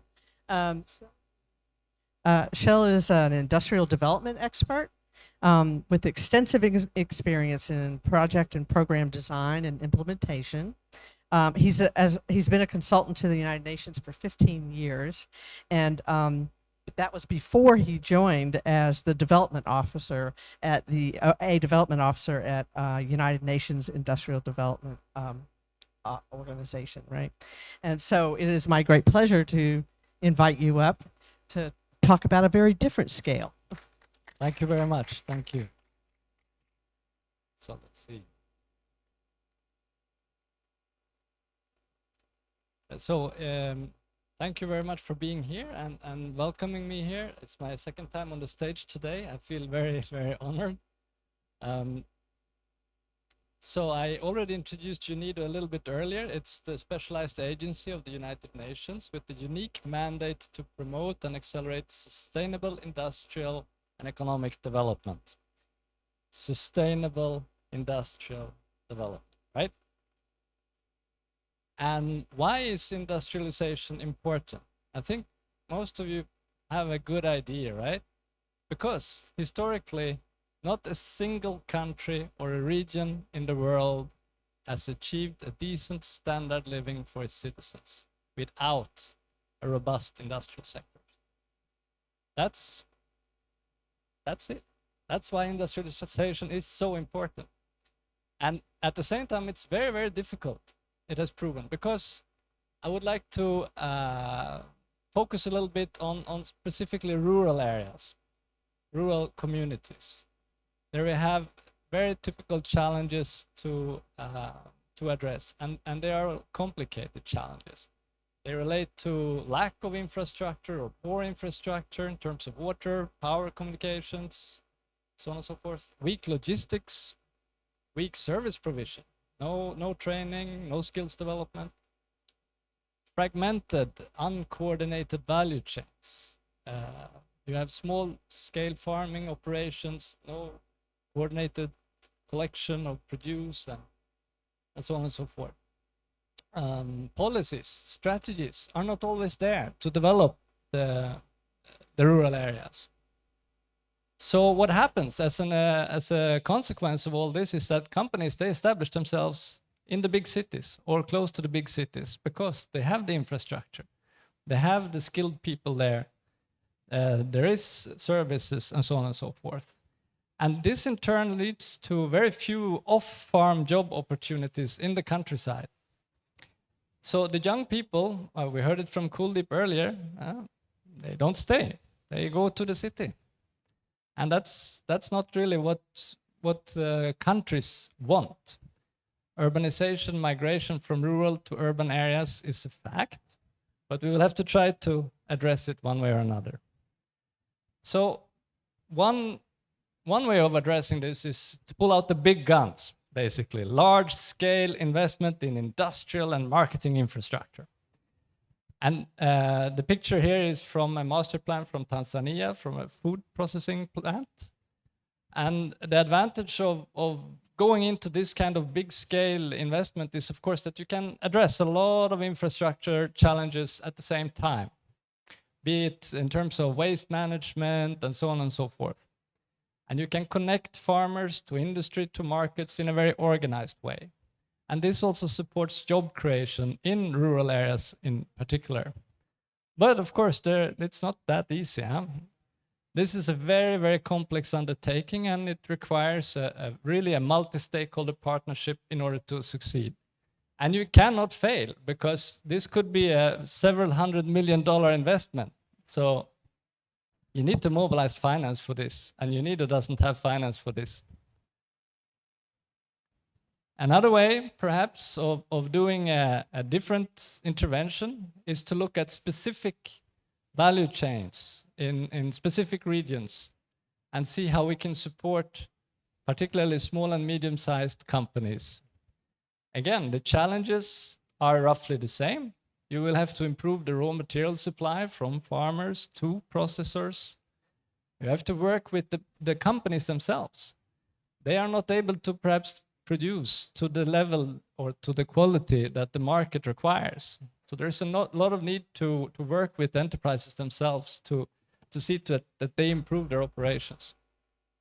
Of course, again, you have to connect the farmers to the industry and the industry to markets. I can give you one example from Lebanon, where we have, these photos are from Lebanon, by the way, where several small-scale producers of za'atar, a spice mix, supplied individually to Beirut, only for a trader to collect it there, drive it back to the same area and sell it in the supermarket.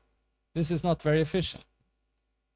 So increasing the efficiency of the value chain will help the local enterprises to become more competitive. And when they are more competitive and taking a bigger share of the local market, we also think that they will grow and increase let's say, job opportunities within those areas. But of course, we haven't unleashed the big cannons here. There might be still challenges due to the big infrastructure challenges that were not addressed.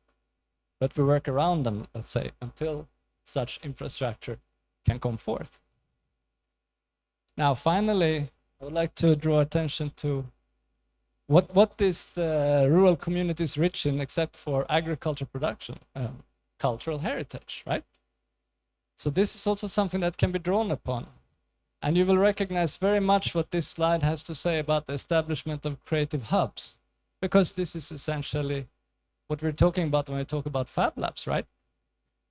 To establish a creative hub, when we talk about that, we talk about putting in place the infrastructure necessary to make something, produce it locally, but also combining it with a wide range of services for training, working with existing enterprises, and of course, incubation for newcomers, entrepreneurs, and also fostering perhaps collaboration between young designers from the big city to work with artisans, those who are already working with textiles or metalworking and perhaps pottery, to create new product lines and support the marketing activities to increase the economic activity within that area.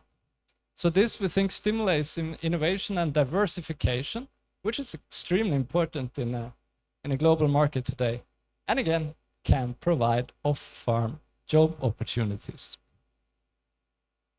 So this final slide here is trying to show that industrialization is indeed really a complex issue. In one way or another, we have to try to, work with a lot of different issues at the same time. Market access, digitalization, technical skills, business skills, infrastructure, policy, business environment, financing, sustainability, coordination of all actors, and partnerships. So what is UNIDO's role in all this? Well, we start with partnerships. We try to bring actors together around the same table, understand the issues, and develop strategies for how to address these issues. But we also draw upon, let's say, our international network and international best practices to help the existing companies to improve their performances. We also support with technology transfer in such projects if necessary. So why do we do that? Because we want the private sector, the farmers, the companies to be able to invest in their businesses and grow. And therefore, the region where they are active should grow too.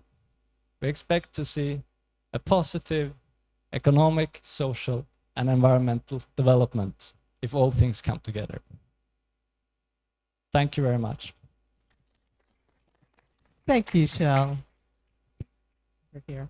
I believe we're going to be joined by one of our favorite and longtime colleagues from Japan. This would be Hiro Tanaka. He is faculty at the Keio University. and he opened the first Fab Lab. Is he there yet? He is here? Oh. Oh, yes. Yeah, Hiro I hear can you. hear I hear and you, see Hiro. us, and I'm going to connect this to the screen.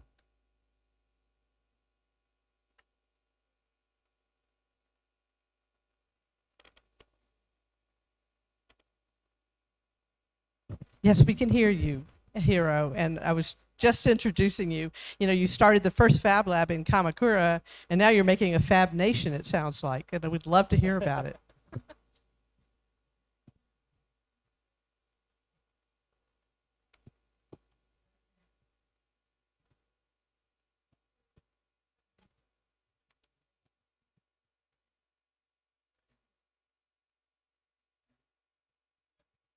Yes, we can hear.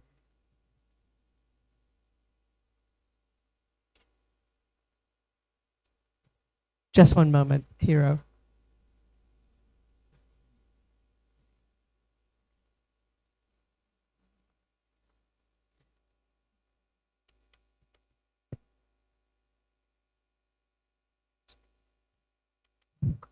We're just going to through the typical AV change. It's all fine, Hiro. We're here. There we are.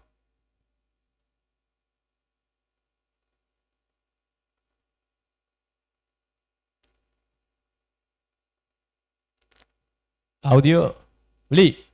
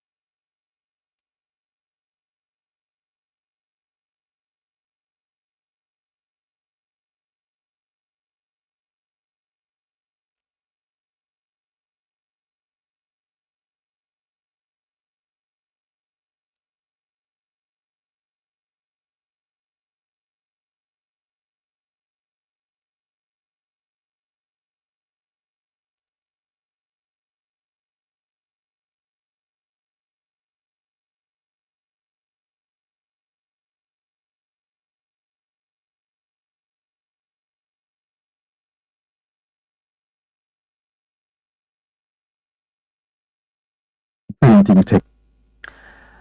This project was also for citizen participation.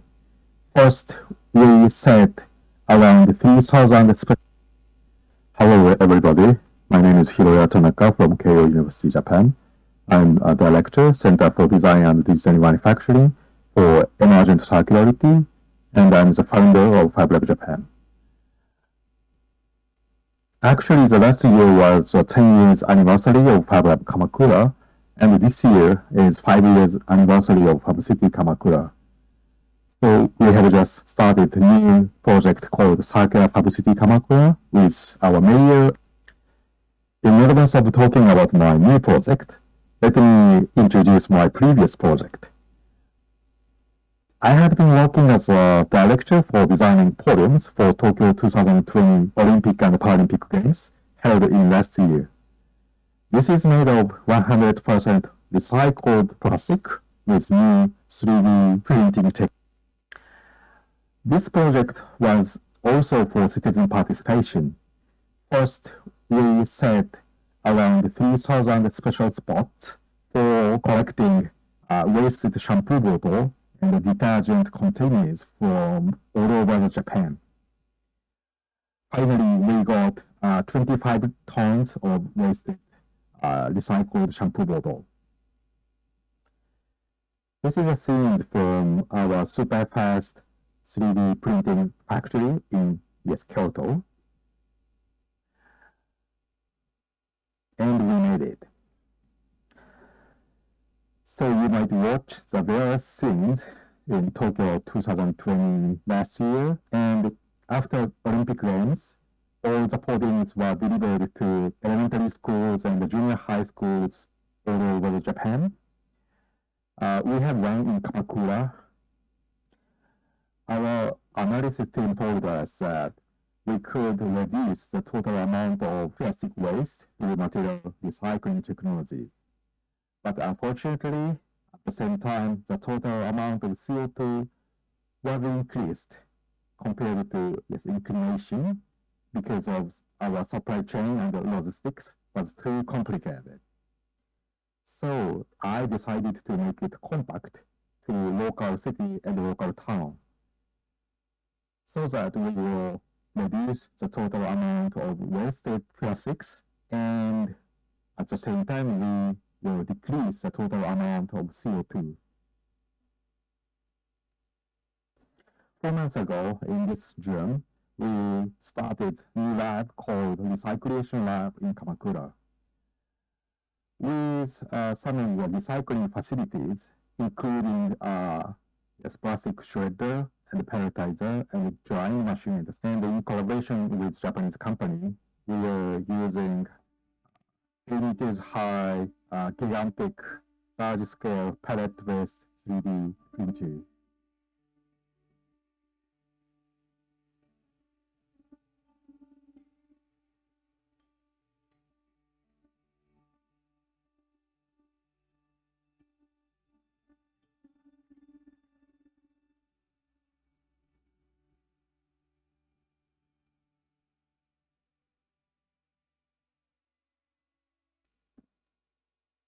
And we are making various types of street tools and public items from recycled plastic, and also those are 100% recyclable.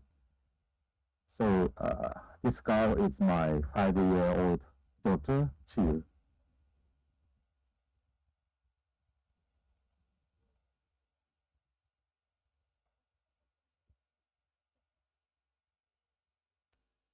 But in order to create the new circularity, the roles of Fab Lab and the Recycling Labs are not just about making things. We are developing a web-based monitoring system in collaboration with local government. For example, this is a camera with machine learning algorithm to detect and count the total amount of daily waste.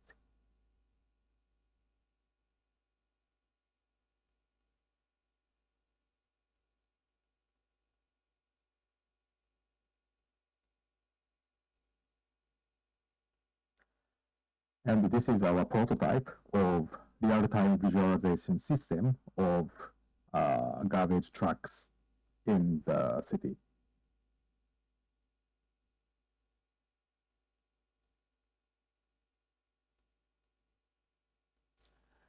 So in my personal opinion, the next generation Fab should be focusing on the 4 points. First, we need a recycling facility in addition to fabrication facility. So recycling technology should cover mechanical recycling, chemical recycling, and biological recycling for any kind of materials like plastics and wood and foods.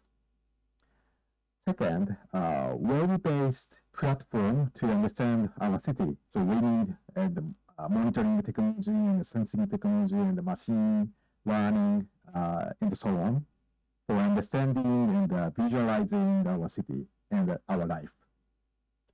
Third, working with local government is necessary to overcome legal regulations and rules. And fourth, Fab Lab not only for making things, but also for actions, new actions for closing the loop. That's the important thing.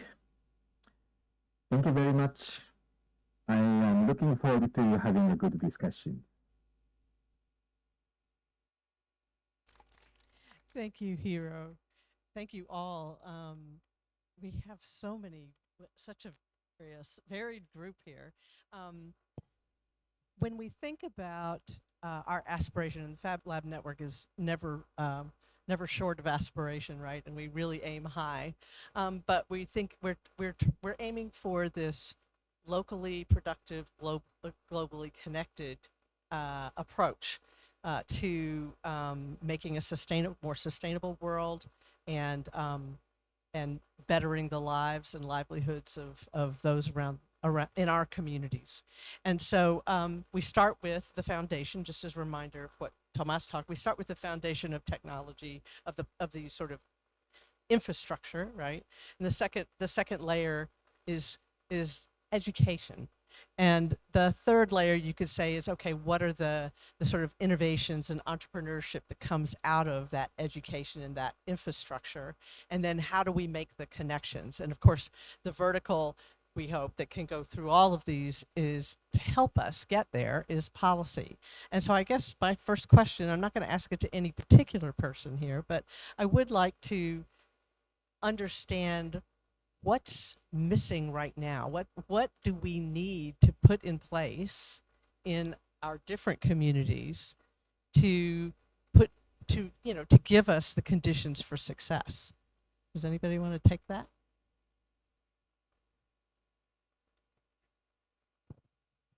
I can answer from the development sector side. BRAC has a skills development program where we work with thousands of young, youth in Bangladesh, from RMG sector to light engineering sector, a little bit of light engineering sector, in hospitality. But because if it's Bangladesh, it's mostly RMG, ready-made RMG, meaning ready-made garment sector. And the challenge here, again, as I mentioned, is about that we're not fully prepared for what's coming next. And I think the future of Fab should be to create systems and opportunities for the most vulnerable, the people that will be the most vulnerable, to be prepared now, starting now. And I think giving them the skills are not empowering them, or they'll decide what they want to do, right? They might either want to go full on making, or they want to take the skills they gain from making and then use it for something else.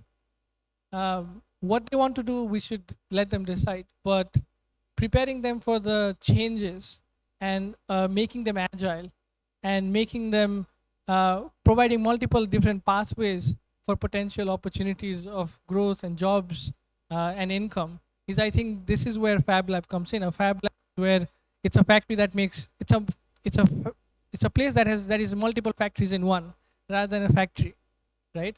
So then, typically right now we have one factory that has multiple people with a singular set of job or a goal to make a product out of it. But then Fab Lab is an opportunity when we see as a place that allows multiple products to be made and requires people with multiple skills. I think that's what the future should be. Have you seen policy somewhere in the world that supports this kind of, as you say, learning and upskilling and technology adoption? Yeah. I think the future of work future for the global north is very different than the future in global south. We should not be mixing them together. The future of north, let's say, would be robotics, automation, but the future of the global south is yet to adopt to even 1% of the automation and robotics and AI. So then now going into the next 10 years, the productivity of the global north in terms of, if you look at if we just, I don't like it, but if we say development as productivity for the next 10 years, then automation and AI will push global north much further ahead than the global south. So then we have to imagine a much more humanized future, that a more human-centered future of work for the global south. I think the north has tried a lot, but the global south is very difficult. And I think India is a good example where got someone from India where she's engaging makers and making 1 million face shields in a distributed manner through multiple different maker spaces. India is a good example where it's trying a lot in terms of from the schooling side as well. I think the policy has to come from the from the education. We got the Atal schools that are is being set up in every government schools in India. These are like Atal labs. Sorry, Atal labs, right? Atal labs. So these are small STEM labs. I think then that is transferred into places in Gurgaon, in Delhi, in places in Bangalore, where they now that knowledge is transferred into manufacturing and technology. I was going to say you had some very okay. Yeah, thank you very much. It's not an easy question to begin with. So I think you have to look at where you are to begin with. All countries are different. All regions within countries can be different, and the local policies can be very different also. I imagine Indonesia is one such case where it can differ tremendously. So from what I've seen, I've been working mainly in developing countries, and sometimes you don't have a good policy in place. And that is very inhibiting, because private sector investment will not come. There is no trust that the system will support whatever industry. But at the same time, I've also seen cases where you have policies in place, but the governments are incapable of implementing these policies in any meaningful way. And that is also often where we come in as a technical organization to provide support to the communities one way or another. But I have to say, I mean, we all heard the speech this morning by the governor. Now, he laid out the policy framework for you. I congratulate you. If you can capitalize on this now, because he boom, boom, boom, boom, boom, boom, all I heard, thumbs up. Now comes action. He talked the talk. Will he walk the walk? We will see. Huh? Thank you. Okay. In terms of what we missing in Indonesia, I think we create the pilot. We have the 5 area, and we invite all the Fab City Global to make end-to-end Fab City success in the 5 area. It is easy another city to adopt that Fab City. They go to Bali and adopt the regulation, like you said before, regulation, and what kind of the Fab City implementing in from end to end, because in Indonesia sometimes just look the fabrication or just the machine, not the real of the Fab City. See the use case and then how to solve the problem. So I think we missing in there. So we invite all the global to create the success in Bangka Tengah, Parepare, also Papua. So it is the 600 city in Indonesia adopt the Fab City, maybe 600 city. So if the Bali success or Bangka Tengah success, I think it easy to another city we adopt the Fab City. And then the regulation in Indonesia in Governor Bali create the green first green city, and we want to see how to adopt that regulation and implementing in some area, maybe. Thomas?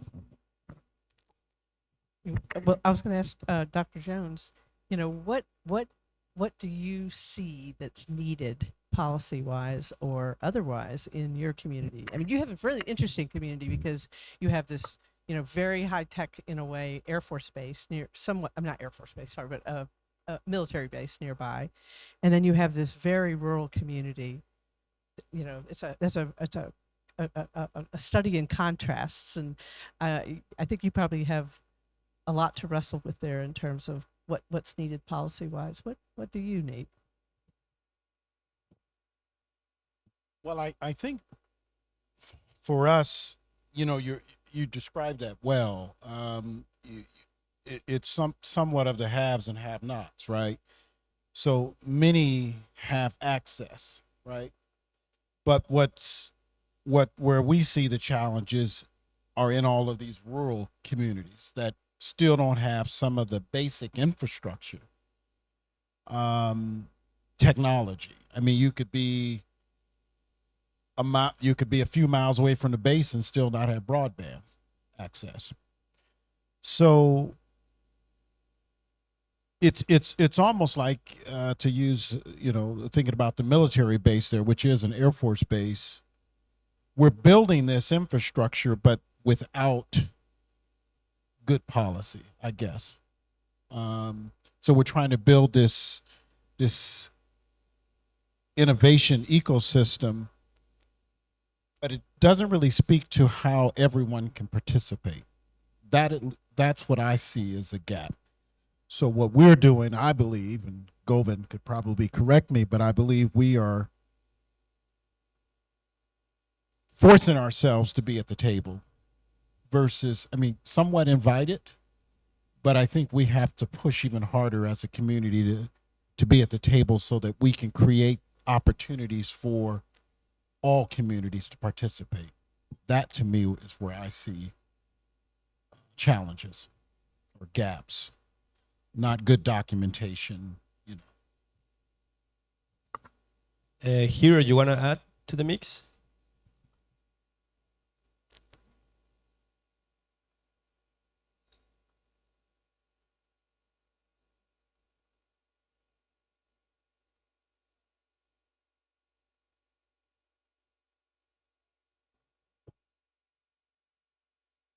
No, we're asking to the volume sedikit lagi. Yes.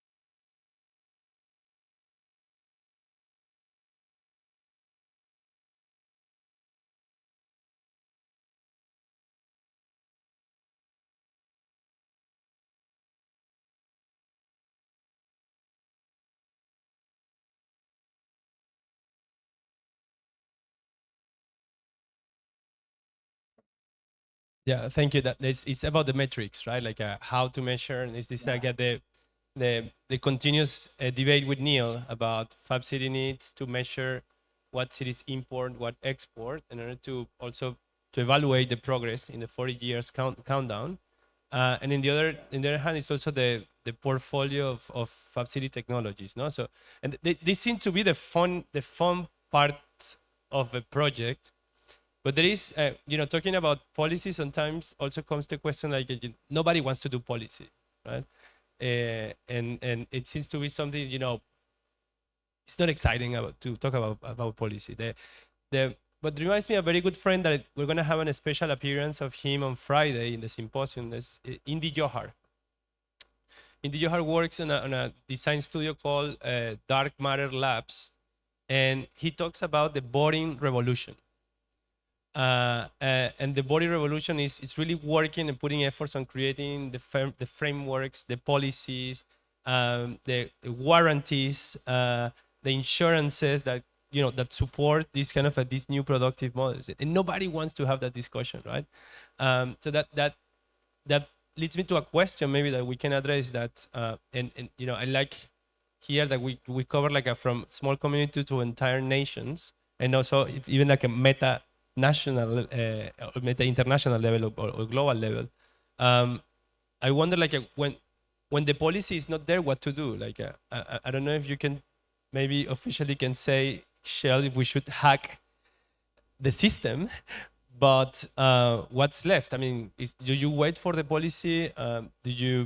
How advanced into policy? I have some ideas, but I would like to hear from you. Yeah. Well, so if the policy framework is simply not conducive to business growth, for example, it's very difficult to support the business to grow, because there are whatever it is that hinders the growth, and it needs to be addressed. So that's exactly the point then, what you're aiming at. No, but there are illegal businesses that grow very well. That they are, and we are in the business of formalizing those illegal businesses to become legal businesses, and at the same time, perhaps then, justify to the government, look, we need to change a little bit. We need to revise the existing policy framework. You have a lot of companies doing things here. Either you stomp them out for good, and you don't want to do that, or we need to see to it that they become formal enterprises. And they can only become formal if you perhaps change a few things. Maybe the costs are too high. Maybe it's too complicated to become formalized. There can be a million different things. I think the World Bank has this ease of doing business indicators, and measuring things is a really good thing to put the spotlight on it. If you tell me as a policymaker that it takes 365 days to start a company in my country, something is wrong. And we have to change that. But I think you are right. It is not such a sexy topic, policy. Most of our projects have, let's say, unofficial policy recommendation feedback to the government, but our donors generally don't want us to work just on policy. They want to see things happening on the ground.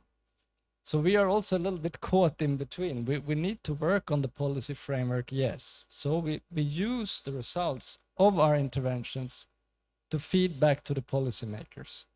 And that, in turn, we hope will change the rhythm a bit. So I hope I gave you a little bit on what we can and what we cannot do. Thank you.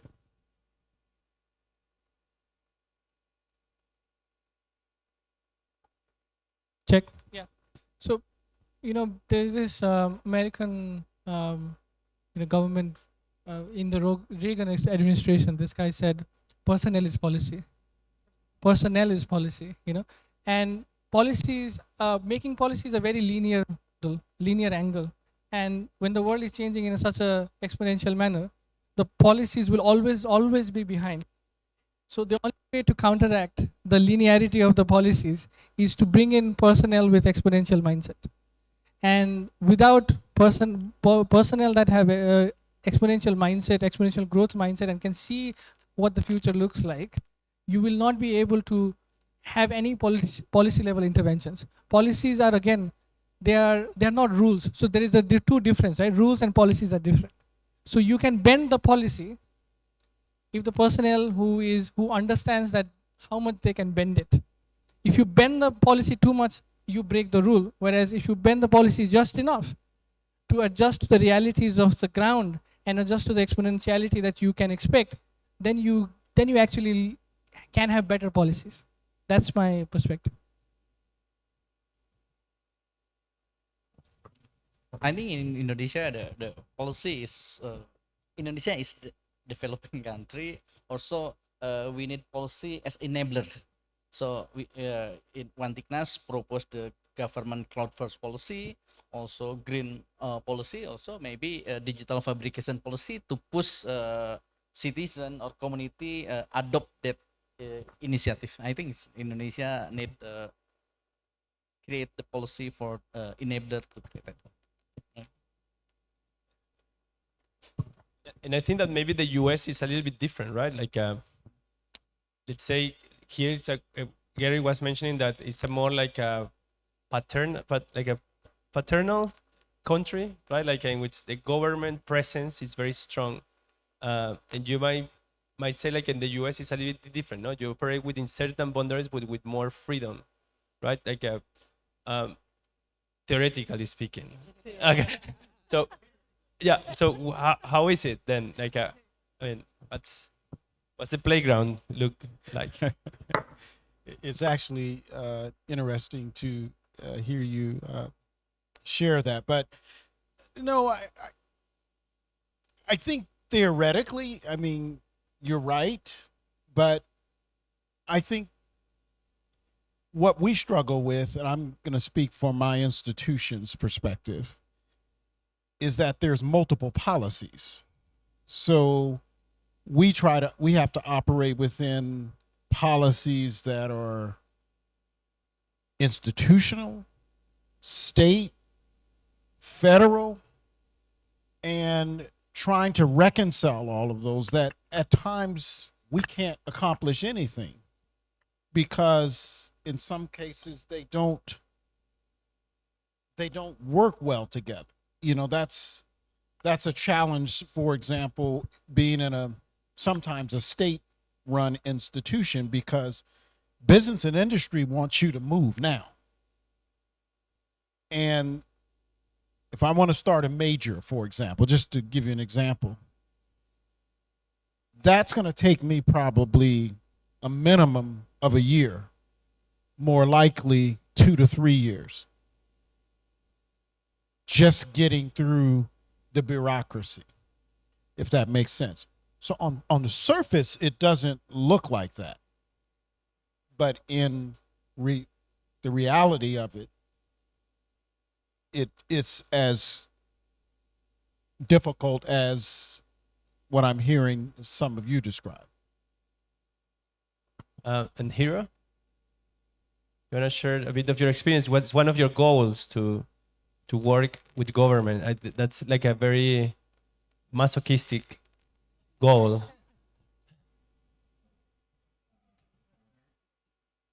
Oh, nice.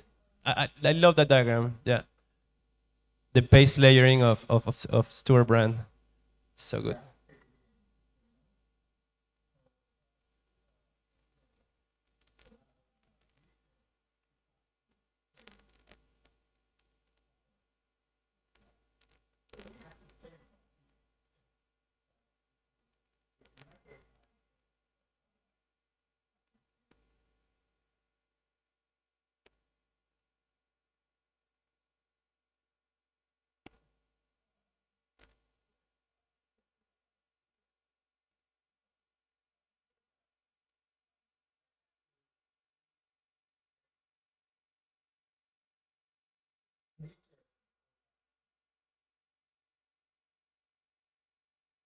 Yeah, yeah, that makes a lot of sense. I used to use that diagram also, and it's how nature used to be more predictable, right? And we are seeing a change in planet. Things are becoming more unpredictable. So nature is changing, almost like fashion, maybe soon, right? So it's like, and I guess that you need the flexible. Then I guess the point is like policy is supposed to be something very fixed. Rules are supposed to be fixed, right? So I like that idea of bending. Then you have rules, and you know, you will have to learn to be more, to bend more and more the rules, or bend the policy to not break the rules, right? Okay. You want to add to that, Kuldeep? Yeah. I thought I had a really good idea. I just lost my train of thought right now. I completely forgot what I was about to say. So I'll come again later. No problem. Last phrase. You. Well, Hiro, I thought that I really love the way that you're measuring. Can you hear me? Okay. I really liked in what you're doing right now, the way the plastics project, the way that you're measuring the waste, and then measuring your output, you know, and that's something as Tomas was saying is incredibly important. This is a pain point, and this is something certainly that Neil has been pushing for a long time. Has that helped you in some way to be able to measure that and to show that to the government? I mean, you are advising several ministries there on regenerative economy in essence, right? What has helped you? What has helped you in this process? It's a hard question. Funding. Oh my.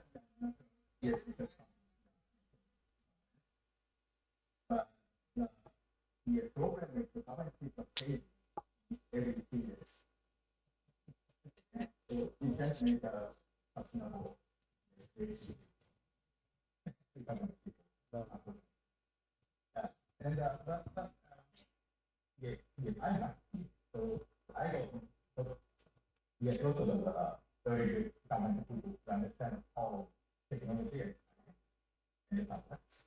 Yeah, but we 10 years. Yeah. We yeah, no problem here. We need. Okay. So I'm being given the signal that we're running out of time. Is there are anybody out there who would like to ask anything to this wonderful group of people?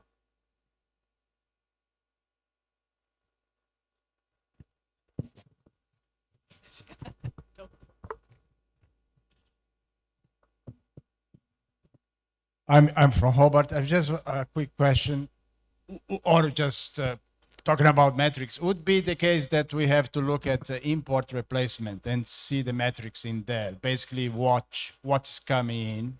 Is it that's not difficult to see what amounts and quality and types of importation and measure what can we replace? What policies for import replacement are there? What was or not there? And what can we do? What's the plan? Where can we go? What should we do? Yeah, is that the question? Is that the shortest way? A quick answer to the importation is that most of the government say that we want to make local everything, but they don't, because they will lose out on custom duties, right, of import. So that that's why they charge very high price taxes on bringing machineries into the country. So government say they want local economy, but they really don't want it because they will lose tax on that, right? Yeah. And one last point I would like to make on kind of what will change policy is that, when the West are like, let's say the West are consumers right now. The global South is the producer. Bangladesh makes the world's clothes. Again, as I said before, the policymaker in the West do not see the consequences of the fast fashion that the Bangladesh is facing. Bangladesh, they're not seeing the rivers that are multicolored. They're not seeing the haze that is in the suburb of Bangladesh. So if the policymakers actually, if you show them the policymakers to come to Bangladesh, show that the impact of their policy that is having, unless the problem is nearby you, you will not never act. COVID problem was near you, everyone acted. Everyone tried to act. Unless the problem is not nearby you, you will never act. People will never not buy new clothes, right? But the same people who are head of the fashion, again, need to go to Bangladesh, to India, to Nepal, and see the consequences of their fast fashion, right? That's the change. That's what changes policy. All right. I wanted to give you one example from one project I worked on 10 years ago, probably, from Ethiopia, where the economy had come from a kind of a Marxistic communistic ideology with the planned economy, and all the cooking oil in the country was produced locally in the country. The farmers were assigned, you do this, you do this, you do this. A refinery, large scale, was there, and it worked. Once the economy became liberalized, this whole thing fell apart, and imports came instead. Palm oil from Indonesia, I'm sure, Malaysia, and so forth, but also a number of small-scale edible oil processors emerged, and they didn't know anything about making edible oil, cooking oil.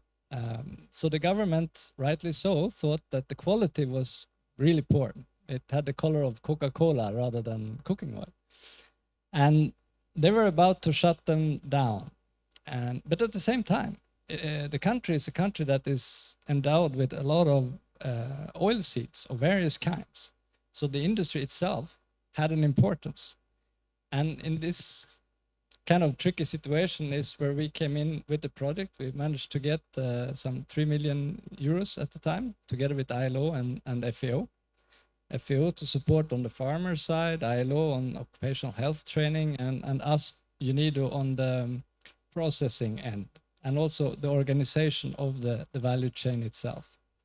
And actually, it didn't take too long with some technical trainings to get these processors to come to a completely different level.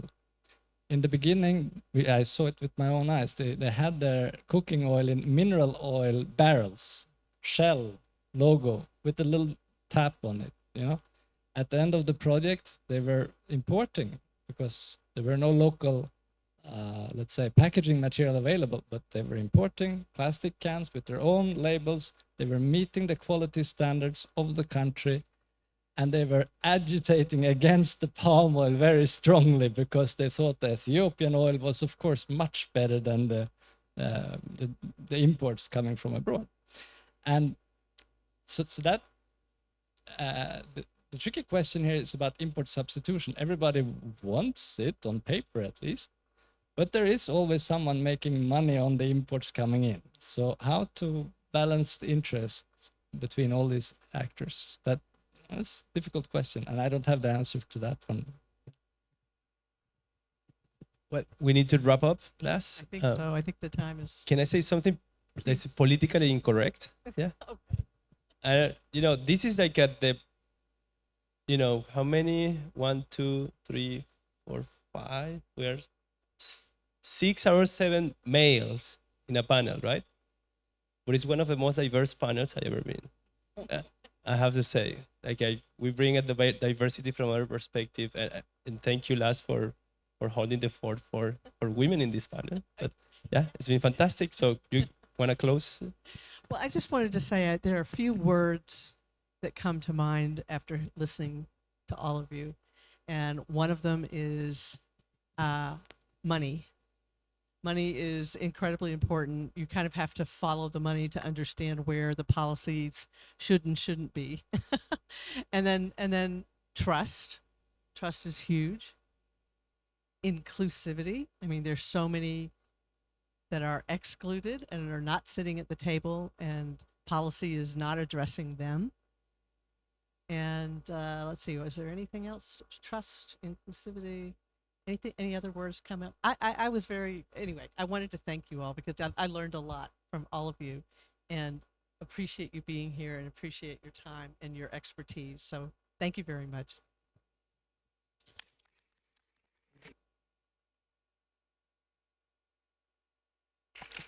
Ciao, Hiro. Thank you.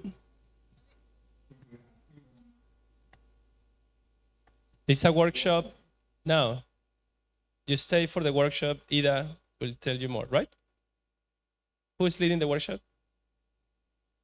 Caro. Yeah. Hi, everyone. I know you're all tired and sleepy, but we'll move around. We'll shake a bit, so I promise you won't sleep in this workshop, okay? It's the policy workshop now that we had these amazing people discussing a policy in different areas. Now we just want to do an exercise of some policy recommendation according to some full stack players. I promise you won't sleep, okay? Let's go.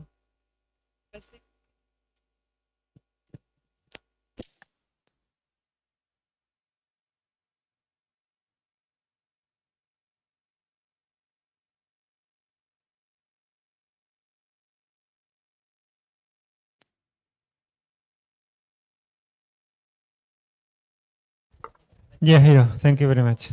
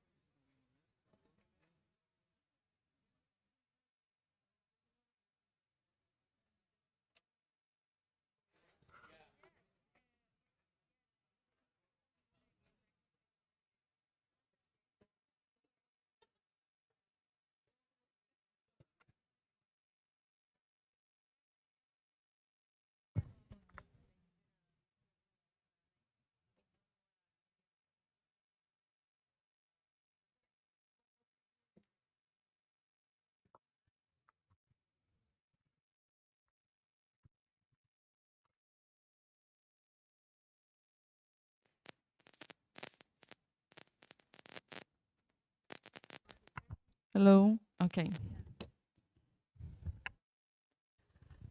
Okay. Ready? Okay, so this is what we call the policy workshop. So we're just going to discuss a little bit now in a practical way policies for Fab City. So the idea now is to discuss the policy needs related to different full stack layers. We selected few layers to discuss today and come up with policy proposals for the needs that we identified. The idea is to enrich the full stack with policy recommendations. So we have the policy is like a transversal, let's say, not layer, a transversal category of the full stack. So we want to enrich the full stack with policy recommendations. So what's going to happen now is we're going to divide ourselves in groups of 5 people. Each group will choose one full stack layer to work on, policy. We selected 4 layers, strategic layers that we want to work on. And each group will select a challenge or a problem related to that layer in their cities. So you're going to come from different cities, so you can discuss a bit which challenges you find in that layer in your city, and as a group you select one. And you're going to come up with some main policy alternatives.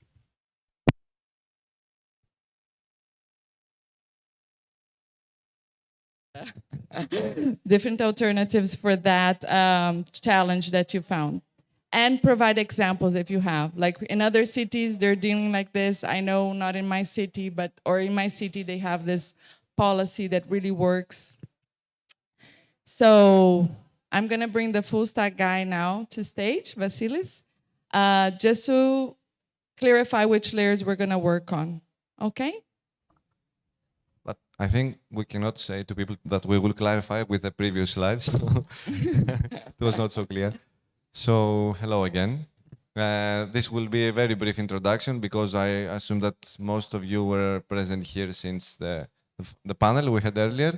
And for this workshop, we have decided to focus on the first layer, which, as you might have understood, it's a core layer for the whole full stack. So again, this includes the innovation spaces like Fab Labs, maker spaces, and hacker spaces, along with the technologies and the materials we can find in those places. So some potential challenges that you may think related to this layer is the absence of the innovation spaces, or maybe some incapacity to sustain such places, and so on. The second layer that we have chosen for today is the second layer, which is again related to learning. So here we want to think about policies that are related to learning and what kind of programs we can somehow incorporate to existing curricula at the universities or schools. And this layer has to do about skill development in relation to digital fabrication and so on. So the third layer we have selected. I put it already. Okay, thank you. Is layer 5, which is about prototyping the Fab City locally, like in the scale of a neighborhood or that of the city. So here we can think of projects that the municipality would think of implementing in different sectors, such as food, mobility, or energy, and so on. And I can assume that you can think of plenty of challenges that we are facing today in our cities.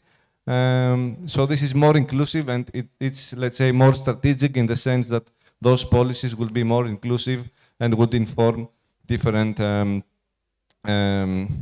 elements in the city that can activate those plans.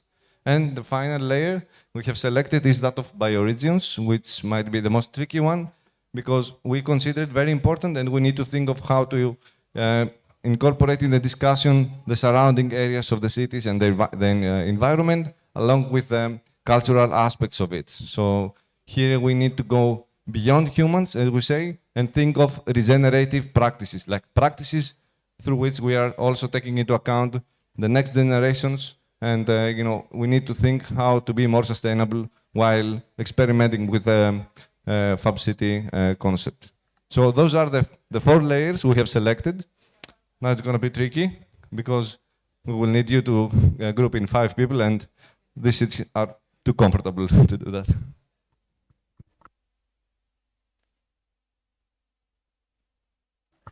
Okay, so Ida, I need you. Okay, so who's interested in working layer 1? You follow Ida. Ida is the layer 1 person now. Ida, can you go that corner? That way? Yeah. Go back, please. So layer 1, oh, we don't see it really. Or do you see it there? Not really. But we have Frida. Can you get the full stack graphic, please? We have 2 printed there that can help people while doing the exercise. Can you give me one? Thank you. So if you're interested in discussing the layer 1, Fab Labs, maker spaces, and innovation spaces in general, please follow Ida to that corner. Is that okay? Yeah. If you're interested in discussing enabling new forms of learning, education programs, learn by doing, is anyone interested in discussing that? Carolina, yeah. You follow Frida. We can do here in the center, maybe, Frida. Is that okay? Carolina will join you, and I'll. And if who's interested in discussing prototyping, place-based interventions? It's layer 5. It's about prototyping Fab City in a neighborhood scale. Antonio, so you follow me, I'll go I'll go with you. And the last layer is about applying bioregional strategies, so discussing the bioregional and regenerative aspect. So we have 2 here. You follow Vasilis, and then we're going to do the exercise together, okay? And if anyone wants to pass by and watch the discussion and contribute, you're more than welcome. So we have 30 minutes, and then we'll come back, okay? Yeah, thank you.